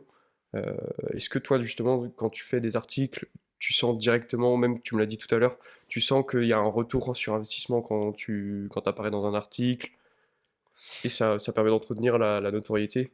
Moi, je pense que c'est important, d'autant plus, ouais, pour le particulier aussi, mais pour les pros aussi, ça te donne une crédibilité. En fait, c'est ce que tu dis, cette notoriété et cette crédibilité qui est super importante. Euh, Nous, ça nous a pas apporté à proprement dit du commerce, tu vois. À part dans nos premières, vraiment nos commencements avec les boutiques. Là, ça nous a apporté un petit peu de business très rapidement. Les gens venaient en boutique, mais autrement, ça te donne de la notoriété. Et nous, ce qui est important, notamment quand tu te développes à l'échelle locale, c'est que les gens pensent à toi, tu vois. Je l'appelle du top of mind en marketing, c'est de te dire, ok, demain j'ai besoin d'acheter un téléphone reconditionné. Bah, en fait, je vais penser Phoner, tu vois, à l'échelle locale. À l'échelle nationale, tu vas peut-être penser à des grandes plateformes et tout. Mais en tout cas, à l'échelle locale, il faut. Et donc ça passe par des articles, par des concours, des trucs, et ça permet de te faire connaître et surtout de rencontrer aussi des personnes que tu n'aurais pas rencontrées autrement et de créer du lien. Et le job d'un entrepreneur, notamment si tu t'occupes plutôt du commerce et de la partie externe, c'est vraiment de créer du lien et d'aller à la rencontre des gens. Et de s'intéresser, de comprendre et d'être curieux. Et tu vois, et avoir des articles, aller dans des moments, des cérémonies, des trucs, tu vois, où tu vas pouvoir parler Ouais, un petit peu. Ça te donne réseauter, l'occasion, réseauter. justement, exactement, de réseauter et de rencontrer ces gens-là. Tu vois, moi, j'aime pas tellement le mot réseau, tu vois, enfin réseauter, mais plutôt rencontre. Tu Ouais, vois, et aujourd'hui, moi, j'ai mon truc et à chaque fois, je suis un malade avec ça. J'enregistre tous les numéros. C'est ma plus grande richesse. Dans mon téléphone, c'est les personnes que je peux appeler. Et tiens, sur tel truc, tel, j'ai besoin d'un coup de main. Tiens, mais ok, lui, je peux lui filer un coup de main là-dessus, etc. Et ça, c'est vraiment un truc que moi, j'adore faire et qui est vraiment super, super important quand tu entreprends. On va dire à court terme, c'était pas forcément ce qui va te rapporter, quoique parfois ça peut débloquer des situations et te permettre d'un coup de step up, mais à long terme, tu as un effet boule de neige et où bah, c'est trop bien, quoi. Tu as ouais. toujours des trucs et franchement, c'est génial. C'est toujours une solution Ouais, qui peut exactement. servir, ça Ta peut. richesse, c'est les gens qui t'entourent, quoi. Bah oui, carrément. Et donc du coup aujourd'hui, du coup pour accroître votre notoriété, vous avez mis plusieurs stratégies. Et vu que vous faisiez, toi notamment, de plus en plus de contenu sur les réseaux, en organique, Ouais, plus de ce que j'ai vu un peu, si sur Instagram, des ouais. ads un peu, Ouais, j'ai vu des reels. Est-ce que ça c'est vous qui opérez ou vous? c'est nous qui avons opéré longtemps. Là maintenant, on n'a plus d'équipe marketing en interne, c'est moi qui m'en occupe, mais c'est dans une agence. Ouais, Et donc on a une agence qui nous accompagne et donc là on a tourné toutes les nouvelles vidéos et tout il y a 10-15 jours. Et donc là on va basculer, donc on travaille avec une agence mais historiquement c'est nous qui le faisions. J'ai fait pendant longtemps, on a eu deux trois personnes à la com à un moment. Et donc ouais, beaucoup de contenu organique et nous énormément d'ads. Tu vois, du Facebook Ads, du Google ouais, Ads. Et sur la partie pro, par contre, là, on fait des salons. Tu vois, pour la ouais, des notoriété. salons. Salon, et là, on va commencer à mettre de la publicité. On est en train de refaire tout notre site internet, du SEO avec des articles de blog, etc. Et stratégie de contenu, moi, je faisais à un moment pas mal de posts sur LinkedIn. J'en fais un petit peu moins, tu vois, mais ça va revenir, je pense. Ouais, Ouais, vraiment ok. aller tous les endroits. Et ce qui est super important, tu vois, c'est aller aux soirées, tu vois. Bah alors c'est pas drôle dans le sens où oui bah tu vois, il est 19h, t'aimerais bien être chez toi et tout. Bah non, tu vas à une cérémonie, tu vas à un truc dans les villes où t'as envie de t'implanter, etc. Tu montes ta bouille. Et au bout d'un moment, tu commences à rencontrer des gens, ils te connaissent, ils te présentent, etc. Et c'est comme ça que ça fait le commerce, tu vois. Ouais, c'est se Il créer des faut. opportunités en fait. Exactement. Et ça, il y a un Se... truc qu'il faut pas y couper quand tu démarres. Tu vois, des gens parlent souvent d'équilibre de balance vie pro, vie perso. Tu vois, quand tu démarres, tu vois, t'es parti, et encore aujourd'hui, hein, t'es parti, tu commences ta journée à 7h, tu fais ta première journée, tu vas bouffer le midi, tu fais l'après-midi, il est 18h, 19h, si tu pars à un truc, tu rentres à 22, 23, c'est toi. Je dis pas qu'il faut faire ça toute sa vie, mais c'est une réalité et ça Ouais. fonctionne. Et toi, C'est. du coup, justement, t'as eu cette sensation de mettre un peu ta vie perso de côté pour Ouais, vraiment focus le projet Phoner. ouais. Et comment tu l'as vécu? Bah, moi, j'étais longtemps en couple, 7 ans, et à un moment, on s'est séparés, tu vois, il y a 1 an et demi, 2 ans. Et donc aussi, bah, parce que moi, j'étais énormément dans le boulot, tu vois, il y avait d'autres facteurs, tu vois, mais ça en faisait partie. Et donc, j'avais à un moment du mal, tu vois, à donner du temps aussi à ma vie perso. Et moi, mon projet pro était super important pour moi. Tu vois, elle l'est toujours aujourd'hui. Alors aujourd'hui, tu te rends compte, bah, ok, tu veux rencontrer quelqu'un, etc. Et bah du coup bah tu peux se faire 6h30 7h jusqu'à 20h tous les soirs. C'est peut-être pas optimal comme Ouais, fonctionnement et ça te coupe de certaines choses, sur tu le vois. long Je terme, bosse ouais. plus le week-end, je bosse un petit peu le samedi de temps en temps quand il y a besoin, tu vois, mais je bosse un petit peu moins, mais je bosse beaucoup la semaine. Et donc du coup non, tu te rends compte de certaines choses, mais tu vois, j'ai envie de dire c'est pas dramatique. Ce qui compte, moi j'ai pas de regrets par rapport à comment. J'en ai quelques-uns, tu vois, mais j'ai pas de gros regrets sur comment j'ai géré ma vie pro, vie perso jusqu'à maintenant. Tu vois, Foner, on s'est bien développé aujourd'hui, et je suis pas sûr que si j'avais diminué mes efforts, on en serait là, tu vois, Ouais, aussi. Et les gars, pareil, Kevin qui a cumulé 2 jobs où il faisait du 8h, 18h dans sa première boîte, ensuite il faisait 18h, 22h, et il bossait le samedi, il bossait le dimanche. François qui faisait des réparations le matin à 5h30, 6h, jusqu'à 9h avant que les gars arrivent et que les boutiques ouvrent pendant des périodes de temps parce qu'on était short et qu'on avait des problèmes de personnel, tu vois. C'est une réalité. Aujourd'hui, tu as beaucoup d'entrepreneurs qui se disent, ok, je veux monter un truc, etc. Je dis pas que c'est une mauvaise chose, mais tu vois, avec la semaine de 4 heures, posée, vie balance, etc. Ok, mais dans ce cas-là, ouais, faut, par rapport à l'ambition de ton projet, il faut mettre les choses en face. T'as envie de faire un truc ambitieux, comporte-toi comme tel, tu vois. Et c'est ouais, pas un jugement. Et tu vois, si t'as envie de bosser 4 heures par semaine et que t'es hyper heureux comme ça, et que ça te permet de bien gagner ta vie ou t'as envie, mais tant mieux pour toi. Tu vois, je suis trop content pour toi. Tu vois, mais nous, en tout cas, c'était par rapport à ce qu'on avait envie de faire. Tu vois, on adore le travail. Un peu, parfois un peu trop, tu vois. Mais donc, du coup, c'est trop chouette, tu vois. Et c'est d'une intensité telle que parfois, tu vois, quand ça s'arrête, tu prends un peu de vacances, ouais, ça fait bizarre, tu vois. ouais. Toujours mon ordi pas loin à faire mes mails. Est-ce que t'as pris des vacances Ouais, sur moi je suis les très 3 dernières vacances années? par contre. Ouais, Ouais, là-dessus, t'as des entrepreneurs, tu vois, ils disent, ok, pendant les 4 premières années, j'ai pas pris de vacances. Moi, c'est pas du tout mon truc. Moi, je suis plutôt faire des week-ends de temps en temps, des petits breaks. Moi, je suis plutôt, ok, tu vois, partir, je vais me faire une grosse période où je vais me buter, tu vois, bosser comme un malade, faire 70-80 heures dans la semaine. Je vais faire ça pendant 3 4 5 semaines. Ensuite, je vais me faire un petit week-end, 3 4 jours off. Je réponds aux appels quand même, etc.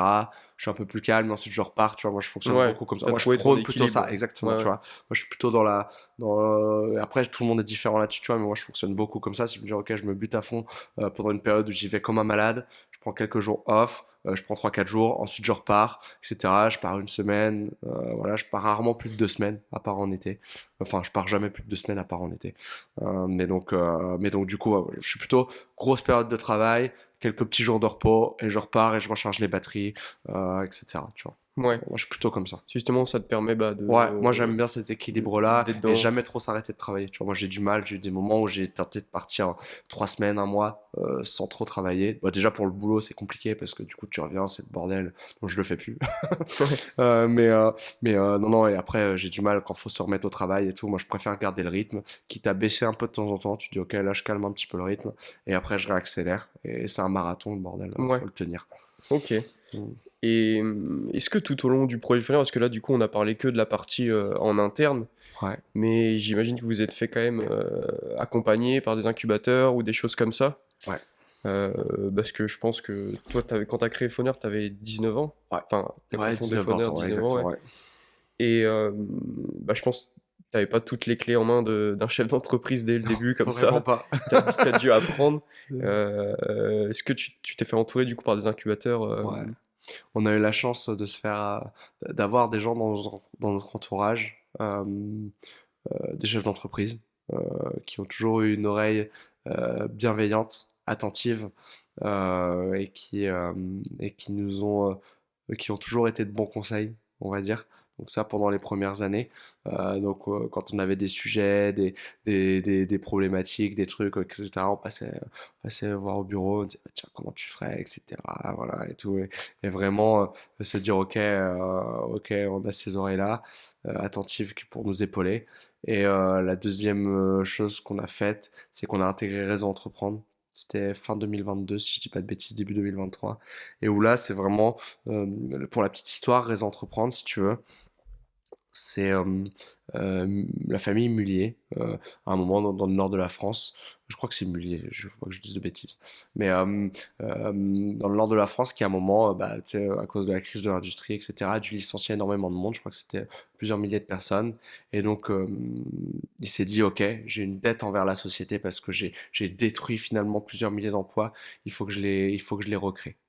Et donc, pour ça, il s'est dit, bah, comment on peut faire si on veut créer des emplois, créons des entrepreneurs et donc qui vont se développer, qui vont embaucher des gens, etc.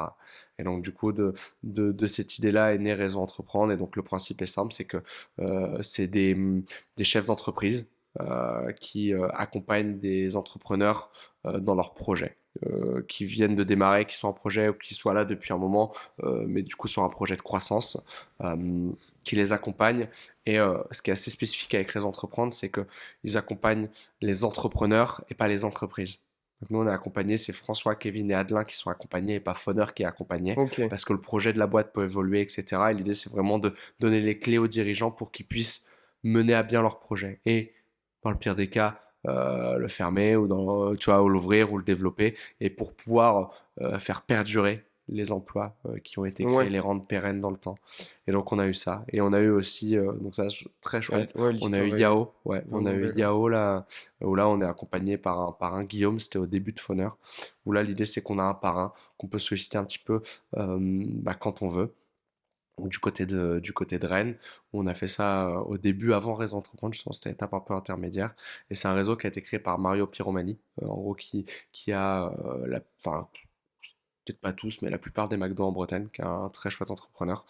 Donc voilà. Et donc on a fait ça pendant un moment du côté de Rennes. Et ce qui est assez drôle, c'est que là, du coup, il y avait un projet un petit peu à Vitré de développer ce réseau-là. Et du coup, c'est moi qui m'en occupe Ouais. avec Zaïd, tu vois, avec qui bah, j'étais président du JF là pendant quelques temps. Et on disait, ok, ça peut être un chouette truc. Et donc c'est un peu ce retour à la base, ok. Nous, on a reçu, bah, aujourd'hui, on va donner. Donc là, c'est en train de se lancer et on a la soirée de lancement le 24 octobre. Ouais, une fondation du coup Ouais, à exactement, Vitré exactement, qui va ouvrir bientôt. C'est IAO, c'est ça? exactement. Ouais. Et donc du coup, juste pour bien comprendre sur Réseau Bretagne, Ouais, euh, entreprendre. Réseau Ouais. Entreprendre, ouais. euh, Tu dis, il t'accompagne sur, pas sur le plan de la boîte, mais sur le plan perso. En fait, ils Enfin, accompagnent les entrepreneurs, mais si, ils accompagnent sur le projet stratégique de la ouais, boîte. En gros, on a un comité d'accompagnement par trimestre. Après, ça dépend selon les parcours. Tu as des parcours starter, parcours ambition et parcours booster, je crois. Et donc, du coup, en fonction du parcours dans lequel tu es, ils t'accompagnent plus ou moins régulièrement. Et donc, nous, on a un comité une fois par trimestre où on passe en revue nos axes stratégiques de l'année. Axes stratégiques, on va dire, pour définir ce que c'est un projet, une action qui va te permettre de développer ton chiffre d'affaires de façon, on va dire, significative dans l'année. Et donc, on ouais. va dire que c'est là où tu dois mettre ton énergie si tu veux passer à l'étape d'après à chaque fois. Donc, on en a plusieurs. Et donc, on passe en revue ça et on parle des sujets de tout. Sujets humains, sujets business model, enfin vraiment plein de trucs. Et à chaque fois, c'est 4 heures de réunion et c'est vraiment incroyable. Ouais, c'est hyper Ouais, enrichissant. je recommande à tout le monde. Nous, on s'est fait très peu accompagner au début. Allez-y, Réseau Entreprendre, top, Ouais, très ça bon. permet de Ouais, structurer, mettre en place exactement. des Et ils process. n'ont pas le droit d'investir dans la boîte. Ça aussi, c'est un truc Ok, important. Ouais. ok. Non, mais c'est hyper cool. Euh, un autre point que je voulais reparler, du coup, parce qu'on s'était arrêté sur Fauneur, ça a ouvert à Laval, Ouais. Vitré, Laval. Aujourd'hui, vous avez 4 boutiques, Nantes, Rennes, Ouais. en plus. Ce que tu nous expliquais, c'est justement qu'il y a eu cette phase de 1 an, du coup, c'était en 2022, Ouais. pour bien structurer la boutique à Laval, Ouais. la gestion des Exactement. employés, etc. Et donc vous ouvrez à Rennes Ouais. en début 2023, Ouais, décembre 2022. On ouvre décembre 2022, le ouais. 16 décembre. Ouais. Et donc du coup, encore une nouvelle étape, j'ai envie de dire, sur une ville encore plus grande. Ouais. Comment ça se passe? Il y avait des acteurs qui étaient déjà présents sur place. Ouais. C'était quoi, vous, votre optique pour se différencier de cette concurrence qui était déjà présente? Bah, nous, l'approche qu'on a, par rapport au marché, c'est qu'on est vraiment sur plutôt du premium. Les écrans sont garantis à vie, les téléphones 24 mois minimum. Alors, sachant que c'est la loi, hein, mais il y a beaucoup encore de vendeurs qui ne l'appliquent pas. Mais 24 mois, 36 mois, tu vois, tout est vraiment pensé pour que ça soit assez premium pour le client. Donc ça, c'est déjà un axe différenciant. On a l'esprit de la boutique qui est assez marquant, tu vois. Quand tu y vas, on a un olivier au milieu de la boutique, on a de la mousse végétale. C'est très très joli, du beau parquet, tu vois. Donc pour nous, c'est vraiment important de se distinguer des boui-boui qu'on peut avoir à côté, tu vois. Et malgré tout, on conserve une expérience retail, donc boutique, là où tu as des gens qui font des choses très bien dans des corners, mais tu restes dans des centres commerciaux, tu vois. Ouais, Donc c'est un peu la différence qu'on a, on a choisi. Et donc là, bah, on y va, nous, un petit peu. Très rapidement, on laisse la place à l'équipe sur place. Et donc, certainement un peu trop vite, tu vois, ça c'est une erreur qu'on a faite, de pas accompagner assez dans la formation, dans le lancement, parce que les premiers mois sont vraiment clés pour donner le rythme, pour faire en sorte que chaque client vienne, soit hyper satisfait, on reparle et tout. On a une super équipe à Rennes, mais donc on les a lâchés très rapidement dans la nature. Il y a certaines personnes qui sont parties, il y en a qui sont toujours là, tu vois. ouais, Et donc du coup, voilà, vraiment mettre l'accent sur l'accompagnement au début. Et donc l'optique, c'est de se dire, ok, on a réussi à Vitré, c'était notre ville natale. On a Laval qui est un peu entre deux eaux, mais c'est dû au contexte économique, etc. Donc en gros, si on veut dupliquer, il faut qu'on réussisse Rennes. Voilà, ouais. c'est l'état d'esprit qu'on a quand on ouvre là-bas. Et donc ça se passe plutôt bien, une belle croissance. Et donc là, aujourd'hui, c'est une très belle boutique et je pense que ça sera bientôt la première boutique de Vent Vitré. C'est pas encore le cas aujourd'hui, ça dépend des mois, mais Ouais. ouais. Et sur un cumul, parce qu'on n'a pas parlé, en chiffre d'affaires, vous faites combien sur une année? Et bah nous en gros sur la partie enfin un petit peu tout là on l'a terminé, on clôture au 31 août à 3 millions d'euros de chiffre d'affaires. Ouais. Et Ouais. c'est des belles perspectives de croissance que vous avez, j'imagine. Ouais. Vous, depuis le commencement, ça a commencé un peu comment votre On chiffre a d'affaires première commencé la année? première année à 280, 750 750 la deuxième, 1,5 million la 1,4 million la troisième et 3 millions la quatrième. On a doublé de taille tous les ans. Et là, l'idée, Ouais. c'est de continuer de doubler aussi. Donc, Ouais, ouais, d'accroître ce chiffre. exactement. Ouais. Sur les trois secteurs d'activité, du coup, j'imagine. Ouais, exactement. Est-ce que toi, du coup, tu t'occupes plus du pôle B2B Ouais. et est-ce que tu as remarqué des facteurs qui ont fait que vous avez eu beaucoup de clients en B2B, le fait de participer à des salons, à des Ouais. événements, ça permet vraiment de se ramener des gros clients. Je sais Ouais. pas si tu peux citer quelques gros Ouais, clients bon, on que va vous bosser, avez. nous, avec le groupe Idéo, qui est plutôt connu, Hydrachim, Soréal, là, en Bretagne, avec groupe Ferron, avec euh, Okewine, qui est très connu sur les trackers solaires aussi, le transport La Haye. On va bosser aussi avec des startups un peu du shop up. Souvent, les gens connaissent, c'est la livraison de dernier kilomètre dans les Leclerc, ils sont partenaires. Le pavé, SAS Minimum. Là, en gros, c'est des entreprises ils ont fait les sièges de la piscine olympique pour les JO. Voilà, c'est des trucs, c'est très sympa, c'est Ouais, du matériau et on en a dans les boutiques. On a des petites entreprises un peu plus locales, du ManTP, tu vois, enfin plein d'entreprises. Et on travaille depuis peu avec des grands comptes. Et donc là, typiquement, ça va être du Crédit Agricole d'Ille-et-Vilaine, du Dalkia qui est une filiale de DF, Six Sense, filiale de Vinci. On a vraiment du Air Liquide. On a vraiment ouais, des grosses des structures gros aussi acteurs. avec qui on bosse aujourd'hui. Donc non, c'est très chouette. Et c'est vrai que ouais, sur la partie B2B, moi j'aime beaucoup cette partie-là. Euh, Elle est vraiment top. Nous, ce qui fait notre axe différenciant et ce qui fait qu'on y arrive, je pense aujourd'hui, c'est que on est spécialisé. Donc on est vraiment sur le mobile, tu vois, sur le reconditionné. Nous, historiquement, les acteurs qui faisaient des forfaits mobiles et tout étaient plutôt des généralistes. Tu vois, ils faisaient du cloud, ils faisaient de l'accès Internet, ils faisaient un petit peu de Ouais, tout. Nous, on est vraiment spécialisé, ok, sur le téléphone. Tu vois, eux, le téléphone est un service annexe, alors que nous, c'est notre service principal. Donc ça, c'est très important et c'est ce qui plaît beaucoup. Et après, nous, on fait un peu du commerce à l'ancienne. Donc, on va sur les salons, on va sur les événements, on va dans les boîtes. Tu vois, tous les rendez-vous qu'on fait dans les entreprises sont dans les entreprises parce qu'on veut visiter les usines, on veut voir comment ça fonctionne, comprendre les problématiques métiers.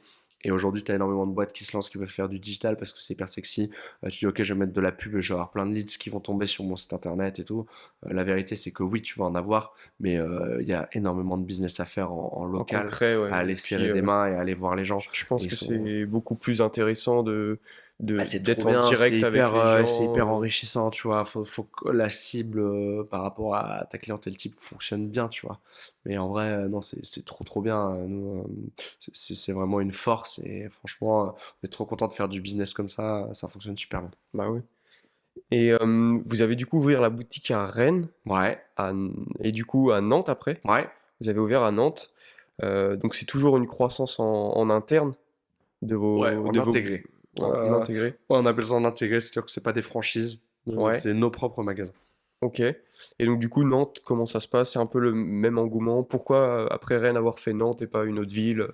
On voulait une grosse ville, Ouais, tenter dans une grosse ville, tu vois. Donc si on se dit ok, faut qu'on aille à Nantes. En plus, d'un point de vue com, tu vois, c'était pas mal.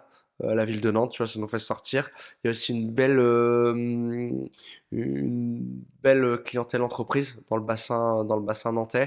Donc c'est de se dire, nous, on a ce truc-là, on a les boutiques physiques et tu vois, on dit ok, bah finalement, on est aussi implanté en local. Tu vois, on n'est pas qu'une boîte qui a son siège à côté de Rennes et du coup, on vient vous voir à Nantes. Non, on est vraiment nantais, on a une boutique. Donc ça donne aussi de la crédibilité, de la notoriété quand tu vas aller voir des boîtes du coin. Donc, ouais, dans cette idée-là, pour s'étendre, à Laval, ça a super bien fonctionné, ça, par exemple. Euh, et, euh, et donc, du coup, Nantes là-dessus, ça se déroule bien. On est sur un lancement, tu vois. Donc là, on a lancé il y a 9 mois, tu vois. Donc, on a encore assez peu de recul. Donc là, on continue. On a des charges qui sont importantes à Nantes parce que c'est une belle boutique, tu vois. C'est notre plus grosse boutique. Donc, pas mal de challenges. Mais on est ouais. super content.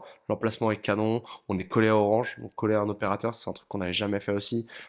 Franchement, ça fonctionne bien. Donc voilà, allez là où il y a le flux. Mais Ouais. si t'es collé aux concurrents, ça fonctionne bien.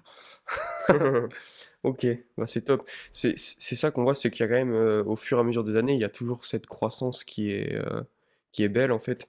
Et, euh, et donc du coup, aujourd'hui, dans votre groupe, vous êtes combien au total en employés? On est 25 à peu près. 25. Et donc du coup, vous avez un peu, du coup, j'imagine les mêmes nombres de personnel à Vitry, Non, ça dans dépend des justement boutiques parce que ou c'est en selon les fonction boutiques, c'est en fonction de la ouais, demande? c'est en fonction de la boutique, tu vois, d'où elle en est. Ouais, Typiquement, Laval, tu vois, on a que Charlie et ça fonctionne très bien. Euh, il est tout seul. Là où à Vitré, ils vont être 4. À Rennes, ils vont être 3. Tu vois, et à Nantes, pour le moment, ils sont 2. Tu vois, donc ça dépend un petit peu de où en est la boutique parce que bah, t'as une vraie montée en puissance du chiffre d'affaires, ce qu'on appelle un ramp-up en anglais. Et donc du coup, bah, en fonction d'où t'en es dans ton chiffre d'affaires, dans ta croissance, et bah, tu vas pouvoir te permettre d'avoir quelqu'un en plus, d'augmenter ta plage horaire, tu vois, d'ouverture, etc. ouais. Donc c'est assez drôle. Et en parallèle de ça, vous avez inauguré votre siège Ouais. à Étrelles. Toi, qu'est-ce que ça te fait parce que t'es quand même jeune, hein. T'as 4 ans de plus que moi et quand on voit ton parcours, c'est quand même vachement inspirant, je trouve. Donc déjà bravo Merci. je voulais voir avec toi, bah, du coup ouvrir un siège, se dire qu'on a un siège. Est-ce que toi tu pensais monter une boîte qui a une aussi belle croissance? Bon, quand tu démarres, oui, tu vois, ce serait faux de dire que tu te dis, oh non, tu vois, enfin, non, on a peut-être toujours un peu d'ambition, je pense que c'est ce qui nourrit un peu l'entrepreneur, l'entrepreneuse, c'est de rêver, d'avoir envie, etc., de choses cool, c'est des super moments, tu vois, l'inauguration qu'on avait faite à Etrel, euh, moi j'aime beaucoup ces moments-là, alors, je pense pas qu'il faut qu'il y en ait trop souvent parce que malgré tout, c'est pas ça le business c'est aller chez le client, etc., mais c'est des moments qui cristallisent un petit peu, qui figent dans le temps, un endroit où tu es rendu à un instant T. Et donc, du coup, on a inauguré en juin 2023, donc 3 ans après la création de Foneur. On a été accompagné par Vitré Communauté, la Comcom. Donc, on a 400 mètres carrés là-bas où on a à la fois la partie reconditionnement, préparation de commandes et la partie siège, donc bureau avec les équipes support et les commerciaux. Et bah moi, c'est génial, tu vois. On n'aurait pas pu le faire, je pense, si on n'avait pas été accompagné par par l'aglo. Donc ça, c'est pareil, ça revient un peu au fait de s'entourer, d'aller voir les gens, de pas hésiter à poser des questions, à demander de l'aide, de l'accompagnement. Euh, et donc non, moi, je suis super heureux qu'on soit là-bas. En plus, on est dans une zone industrielle où à l'époque, il y avait Mitsubishi, donc qui qui fabriquait énormément de téléphones, tu vois, donc il y a un peu de sens aussi dans tout ça, donc c'est assez drôle. Donc non, moi je suis super heureux d'aller au boulot là-bas. Moi je suis beaucoup en déplacement quand même, Ouais. je bouge pas mal. Tu vois, les clients du côté de Brest, Paris pour des events, etc. Donc je suis au bureau, mais pas tant que ça. Et en ce moment, vraiment pas beaucoup. Donc j'ai hâte que le mois d'octobre se termine. Mais non, c'est des super moments, faut en profiter. Et donc du coup, non, non, très très content. On est super fiers. Pour les collaborateurs aussi, bah, pour l'équipe, c'est trop bien. C'est un vrai endroit, tu vois. Entre guillemets, ça te donne les moyens de tes ambitions. Ouais. Je vais résumer. Et puis ça permet de célébrer aussi Exactement. les réussites qui ont été Exactement, ouais. faites. Exactement. Donc c'est hyper cool. Euh, et justement, du coup, vous avez votre siège. Ouais. euh, L'accroissement se fait bien.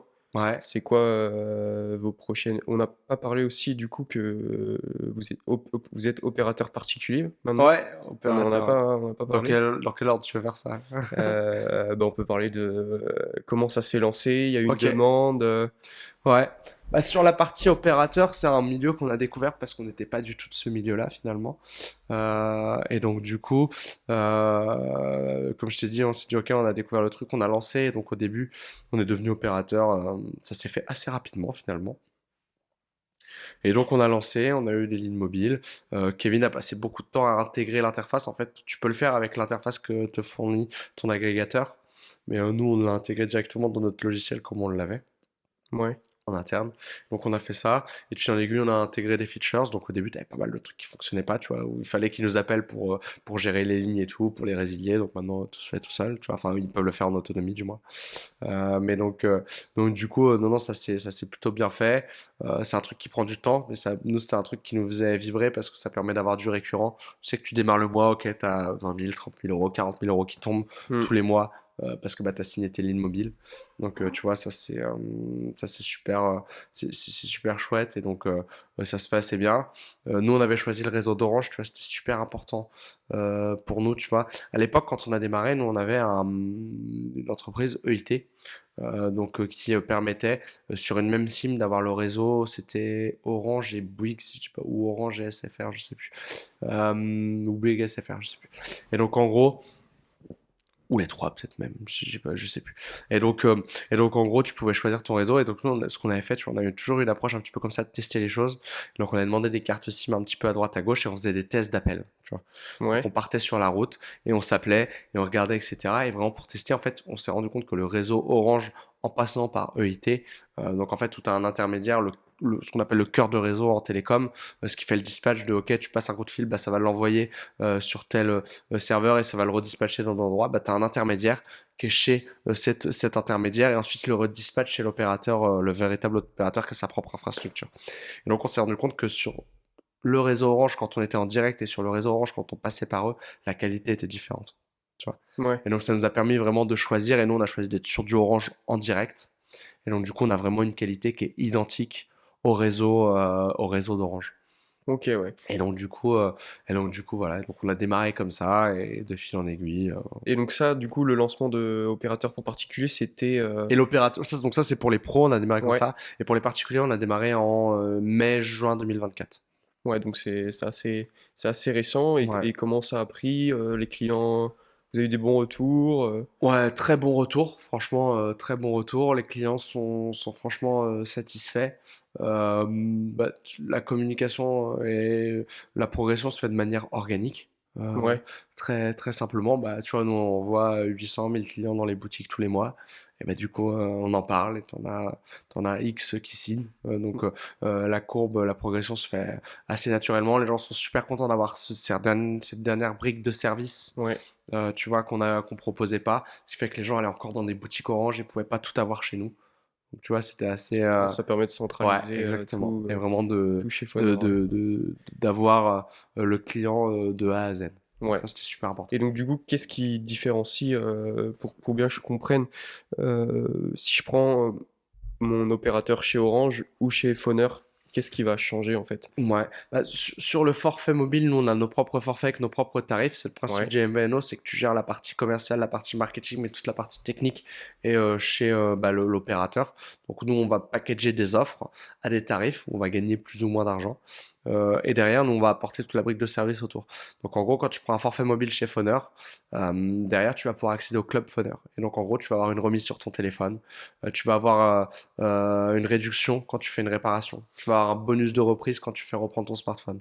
Et l'idée, c'est vraiment de se dire, ok, ton forfait, tu vas pas le payer, tu vas le payer un petit peu moins cher, par exemple si tu es en Orange en boutique, mais par rapport à Internet, tu vas le payer un petit peu plus cher. Mais par contre, tu vas pouvoir bénéficier de l'expérience retail augmentée et avoir ouais. vraiment des avantages que tu aurais pas si tu n'avais pas ton forfait chez nous. Ouais, donc ça fait le lien avec ce que tu disais tout à l'heure où vous placez vraiment sur euh, Le premium ouais, voilà, et le quali et le la service, qualité. l'expérience. Exactement. Ok. Et donc du coup, pour continuer, donc là c'est la dernière actualité de Phoner, les opérateurs pour particuliers du coup. Ouais. Euh, c'est quoi vos visions sur les 5 prochaines années? Alors sur les 5 prochaines années, c'est toujours dur un petit peu de se projeter. Ou Ouais, mais j'aime bien l'exercice.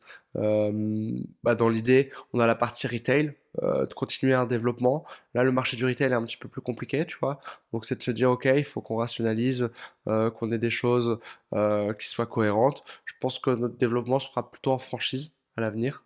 Après, ouais, on verra un petit peu, on aura certainement de l'intérêt, tu vois, mais plutôt en franchise. Donc continuer de s'étendre sur le territoire et que cette expansion sur le retail soit au service du développement de la partie pro, dans le sens où avoir une boutique, par exemple, je dis une connerie au Mans, nous permet d'aller voir des entreprises du Mans et de dire, ok, on est une boîte locale et derrière, on peut vous proposer des services, tu vois. Donc de ouais. vraiment réussir à créer cette connexion et ce lien entre le particulier et le professionnel qui est super important. Donc voilà, là, Ouais, c'est ça ouais, qui est là assez fou, le, c'est qu'en fait, l'un permet de ramener des clients ouais, pros, exactement. le particulier, le fait de s'installer dans une ville, ça permet de ramener Ouais, des en fait, pros. t'as un vrai truc en termes de business model à créer du lien entre les deux. Aujourd'hui, enfin, quand on a démarré, les gens nous disaient, ok, on comprend pas trop, vous faites plein d'activités, vous faites plein de choses et tout, pourquoi vous avez le particulier, le pro, pourquoi vous choisissez pas? Et au début, on savait pas trop répondre. Et au fil de l'eau, je crois qu'on a trouvé la réponse qui est de se dire, en fait, c'est notre plus grande force, ou ok, on va moins vite que si on choisissait d'ouvrir une boutique, on en ouvrir 10-15 dans l'année. Mais par contre, ça nous permet de créer un cercle vertueux. Je prends un exemple très bête, mais on va aller voir un client pro. On va dire, OK, on vous met les forfaits mobiles, on vous vend les téléphones. Bah, votre ancienne flotte, on va être capable de vous les reprendre. Derrière, ils vont être reconditionnés dans notre bureau, dans nos sièges à Etrel. Ils vont être revendus à nos clients particuliers, etc. Ouais, vous avez vraiment créé C'est un ça. cycle. Et, exactement. Et par contre, les clients, les utilisateurs qui ont des forfaits mobiles pro dans les entreprises, bah ok, vous avez aussi des téléphones en perso. Bah, pourquoi vous pourriez pas avoir un avantage pour pouvoir aller en boutique et bénéficier de remises aussi parce que votre entreprise nous a fait confiance, Ouais, c'est etc., vraiment, etc. Et c'est vraiment l'enjeu, c'est de créer. c'est euh, vertueux en fait. ouais, exactement. C'est vraiment bien Voilà. pensé. Ouais.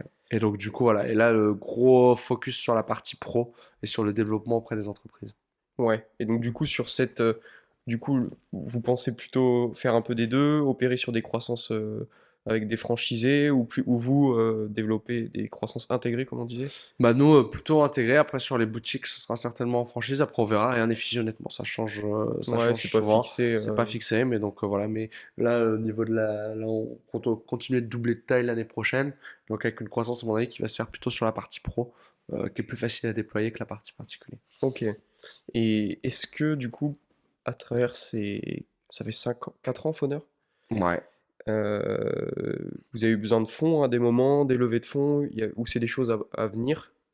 Est-ce que c'est déjà quelque chose sur lesquels vous êtes posé, vous avez réfléchi, l'impact que ça pourrait avoir? Ouais. Et ben écoute, sur ce volet-là, nous, on a autofinancé énormément de choses depuis le début. On a fait beaucoup de dettes bancaires, donc on allait faire des emprunts à la banque pour une boutique, etc. Et donc là, ouais, se pose la question de renforcer les capitaux, etc. Donc on a quelques dossiers en cours là-dessus, Ouais. mais donc ça devrait Et avancer. j'imagine que tu dois quand même être assez fier d'être un entrepreneur vitréen et qui est resté dans sa région vitréenne et qui est pas parti sur Paris, comme beaucoup d'entrepreneurs le font, et qui pourraient... Les Ouais. Parisiens, ils peuvent dire souvent, bah, l'entrepreneuriat se fait à Paris, vraiment au Ouais. cœur de Paris. alors que toi, bah, tu montres que tu as réussi à le développer à Vitré et à le faire grossir sur 4 ans avec tes Ouais, cofondateurs. un peu chauvin là-dessus. Mais clairement, après, moi, j'adore Paris, tu vois, j'aimerais bien habiter à Paris un moment dans ma vie. Faut qu'on ouvre une agence là-bas, tu vois. Mais, euh, mais donc, du coup, mais oui, là-dessus, je suis très fier. Et je trouve ça même. Je sais pas si c'est plus facile, mais en tout cas, enfin, on a ce côté, c'est une vraie force au début, et moi j'adore dire, il faut jouer avec ses cartes, pas celles du voisin, tu vois, dans le sens où quand t'as la chance d'être né quelque part, où tu connais un petit peu de monde, le réseau se fait facilement, etc. Bah c'est un super levier, faut le saigner à fond, quoi. Et si ça peut te permettre de faire en 1 an ce que t'aurais mis 3 ans à faire, bah fais-le, tu vois. Ouais. Et donc du coup, il faut jamais renier d'où on vient, tu vois. Enfin moi, je suis par là pas mal. J'habite plutôt sur Rennes maintenant, mais J'ai vu que tu ouais. avais participé, j'ai plus le nom en tête, mais c'était une petite caravane qui faisait le tour Ah pour le des levées de fonds. fun truck, ouais, de Ouais. Madines, ouais. Ouais. Comment toi tu l'as vécu que cette expérience Ah, j'adorais, c'est trop drôle. En plus, on n'a pas fait beaucoup de concours, de pitch comme ça avec le début de Funner. Donc là, quand on a candidaté à ça, c'est Kevin qui m'a envoyé, il dit, oh, ça serait bien qu'on aille faire ça et tout. Je dis, bon, ok, je m'en occupe.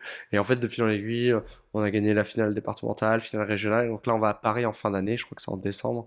Euh, Et donc du coup, non non, trop content. C'est une belle expérience. C'est aussi une récompense un petit peu dans le sens où on travaille depuis 3 4 ans bah, à travers Funner dans ce projet de promouvoir le reconditionné, être opérateur, etc. Et donc voir que bah, un public averti, on va dire, bah, est sensible à ça et pense que ça mérite d'aller en finale et de pitcher avec 15-20 projets à côté. Bah, franchement, c'est une belle récompense. Ouais, Donc, bah ouais, ouais, très content. carrément, J'ai hâte carrément. d'y être. Euh, je voulais terminer sur un petit jeu. Ok, J'ai appelé le tac au tac. ok, En gros, je vais te poser des questions et tu dois me répondre ce qui te vient ok. direct en tête. Si tu devais choisir une ville pour ouvrir ta nouvelle boutique, ça serait laquelle? Vannes. Et pourquoi? Vannes ou Angers, genre les deux. Bretagne, pas très loin de chez nous. Croissance en escargot. Tu vois, donc ce qu'on dit en fait quand tu démarres un business, notamment dans du retail et que tu veux ouvrir des boutiques, faut jamais sous-estimer le fait de la distance et dans le fait de l'administration, la proximité avec les équipes, donc plutôt des villes à côté. Et donc Angers et Vannes, parce que c'est des villes que je trouve très bien. Vannes en Bretagne, Angers c'est dans le 49 si je dis pas de bêtises. Ouais, Mais donc c'est des chouettes villes avec une belle taille, tu vois, où on peut faire notre trou. Donc, non, franchement, avec quand même peut-être une petite préférence pour Angers. Il y a plus de concurrence, mais j'adore Angers. J'ai été 2 3 ouais, fois. Je me dis, ça pourrait être pas mal. ok. C'est quoi ton meilleur conseil pour un jeune entrepreneur qui veut se lancer? Mieux vaut demander pardon que permission. J'adore cette phrase. Dans le sens où, euh, bon, tu vois, quand tu vas démarrer, tu vas faire des trucs, des conneries, des erreurs, faire preuve de maladresse. Moi, j'en suis le premier tout le temps, tout le temps. Et donc, c'est pas grave. J'ai envie de te dire, il y a rien qui est dramatique ou définitif. Faut toujours se rappeler qu'une situation, elle est jamais vraiment figée. Il n'y a pas de choses définitives. On peut toujours rattraper. On peut toujours rattraper les choses. Faut juste connaître le prix qu'on est prêt à payer. Tu vois, parfois, il Ouais, y a souvent des gens qui te disent, ok, ben non, mais ça, je peux pas le faire, etc. Bah en fait, si tu peux le faire, c'est juste que t'es pas prêt à lâcher ce qu'il faut en face. Et après, c'est de dire, est-ce que tu veux vraiment cette chose-là ou pas? Tu vois, ouais, moi, je vois beaucoup la vie comme ça, tu vois. On peut tout avoir dans la vie, il faut juste savoir ce qu'on est prêt à donner en retour. Tu vois. ouais. Et donner en retour, c'est pas forcément de l'argent. Se donner les moyens C'est se aussi. donner les moyens. C'est, bah, ok, tu vas faire la petite heure en plus, tu vas aller une demi-heure plus tôt au boulot, tu vas faire un peu de rab alors qu'on t'a pas demandé, etc. Et moi, je suis convaincu que ces petites choses-là, mises bout à bout, elles font la différence. Ouais. Et là-dessus, donc voilà, là-dessus, pas avoir peur de casser des choses, etc. On les rattrapera. Ce qui compte, c'est d'avancer et d'aller chercher l'information dont tu as besoin pour pouvoir passer à l'étape d'après. Une erreur que tu ne referais plus. Euh... J'en ai deux. J'en ai déjà parlé. Pas être assez au commerce. Vendre, vendre, vendre, vendre, vendre, surtout quand on démarre. C'est la première chose qui Ouais. compte. Ça, c'est très, très important. Vendre, ouais, c'est vraiment hyper important, primordial. Et, euh, et la deuxième, euh, pas écouter son instinct. Alors, pas écouter son instinct, ça veut pas dire qu'il faut le suivre, mais enfin qu'il faut le suivre à tout prix, mais le challenger, tu vois. Dans le sens où quand tu as des décisions à prendre, quand tu as des pistes de projet, tu rencontres des gens, tu vois. Parfois, tu as ta petite voix qui te dit, je sais pas pourquoi, tiens, je ferais bien ci, je ferais bien ça, etc.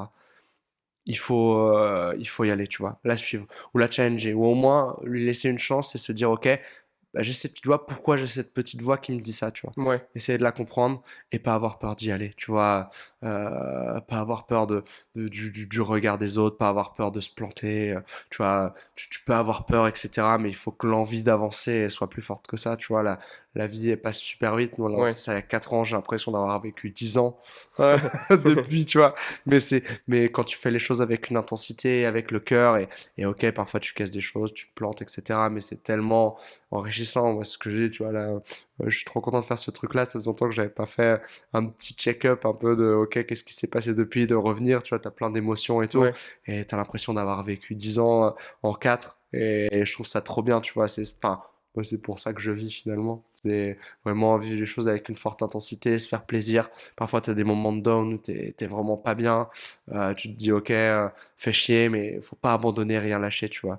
À la fin, ceux qui sont là et ceux qui réussissent, je crois que c'est ceux qui sont les plus résilients et qui bravent les obstacles et qui font rien lâcher et qui a toujours une bonne chose derrière, hein. Une autre question. Un livre qui t'inspire en ce moment. Je sais pas si tu continues à lire. Tu nous disais que tu lisais beaucoup quand tu étais ado. Est-ce que tu continues à lire et si tu as un livre qui t'inspire ou qui t'a inspiré, Un livre qui m'a qui a fait un inspiré. déclic J'ai lu des bonnes biographies. J'ai lu des trucs sympas. Alors lequel? Euh, J'en dire deux. J'en ai un que il y en a un que j'ai adoré, qui est, euh, qui est plutôt, euh, qui est plutôt un peu business. Moi, j'adore les biographies et dont je me souviendrai toujours sur cette force de la résilience, de tout ça, tu vois. C'est le livre sur le fondateur de Nike. Je sais plus comment il s'appelle. Je sais plus, mais les gens le retrouveront. Enfin, le livre, la bio du fondateur de Nike, Ouais. qui est incroyable, où il raconte son histoire, ne jamais rien lâcher, etc. Et c'est une histoire de folie. Donc ça, j'ai adoré. Et il y en a un deuxième qui est là un peu plus philo, mais que j'ai lu il y a longtemps, mais que j'ai adoré. Et je trouve qu'il y a une belle métaphore. Euh, qui rejoint, c'est Martin Eden de Jack London, qui est plutôt un livre littéraire. Et en gros, ça raconte l'histoire d'un gars qui vient d'en bas, qui est né avec très peu de moyens, etc., et qui va lutter toute sa vie pour s'élever. C'est son envie, c'est son truc qui l'anime au fond, et ça raconte cette histoire-là. C'est extrêmement bien écrit, et je trouve que parfois, tu vois, on a toujours cette quête de toujours plus, etc., Ouais. qui est dans la nature humaine, tu vois, faut pas la renier et devenir un moine bouddhiste à part si on a envie de le faire, tu vois. Mais il faut en avoir conscience. Et ce livre-là, tu vois, parfois j'y repasse de temps en temps et je me dis, tu vois, ok, c'est cool. Donc non, non, ces deux livres-là que je recommande, ouais, je sais plus comment ils s'appellent, sur le biographie fondateur de Nike aussi, qui est Ouais. très bien. Et Bon, Martin je Eden et mettrai Jack London. sinon Ok. dans le podcast. J'ai appris que tu faisais du golf. Oui. Moi, si, je fais du golf aussi, Ok. moi. Et qu'est-ce que ça t'apporte? En fait, c'est un des rares sports. Quand tu fais du sport, souvent de la course à pied, je sais pas si t'as déjà remarqué ça, Ouais. mais moi j'écoute un peu de musique, de temps en temps j'y vais sans musique. T'as le temps de penser à plein de trucs. Tu vois, t'es un peu en mode automatique, c'est comme quand t'es sous la douche, comme quand tu conduis, tu vois. C'est des moments qui sont importants à avoir avec soi-même parce que tu penses à plein de trucs. Et donc du coup, bah t'es vraiment, tu vois, tu bouillonnes, t'as plein d'idées, t'as plein de trucs, tu dis ça, ceci, cela, tiens, faudrait que je fasse ci, faudrait que je fasse ça. A contrario, le golf, moi, c'est un des rares sports où en fait je suis vraiment à ce que je fais, j'ai pas trop le temps de penser. J'ai un focus qui est la balle, tu vois. La balle, en plus, souvent, tu es dans des cadres sympas. Ouais. Ça coûte pas si cher que ça. Ouais, tu peux t'en sortir sur des trucs, t'arranger, surtout quand t'es jeune, t'as des prix et tout. Et donc, du coup, c'est ça que j'adore avec ce sport, cette pratique, c'est que t'es vraiment focus sur l'instant présent. Et parfois, ça fait du bien, tu vois. Donc là, je prends un peu moins le temps en ce moment. Mais voilà. Et c'est vraiment un sport, en plus, qui est assez frustrant, tu vois, mais je crois qu'on apprend à aimer ça, dans le sens où parfois tu vas sortir un super coup, Ouais. euh, et là tu sais que tu es capable de le faire, et il va se passer un moment avant que tu arrives à le refaire. Mais donc du coup, Ouais. tu as cette envie de se dire, putain, je sais que je suis capable de le faire, pourquoi j'y Mhm. arrive pas? Et tu vas t'accrocher, t'accrocher, t'accrocher, et ça te donne beaucoup de résilience. Ouais, même aussi, je sais pas si toi aussi, des fois ça te fait ça, mais tu fais un coup, il est incroyable, Ouais, et t'essayes de le refaire, et en fait, bah juste, t'arrives pas à prendre du recul ouais, sur pourquoi il a été bien ou de pourquoi ouf, il a été mauvais. de ouf. Mais non, je partage complètement ce que tu dis hein, sur le golf. Ouais.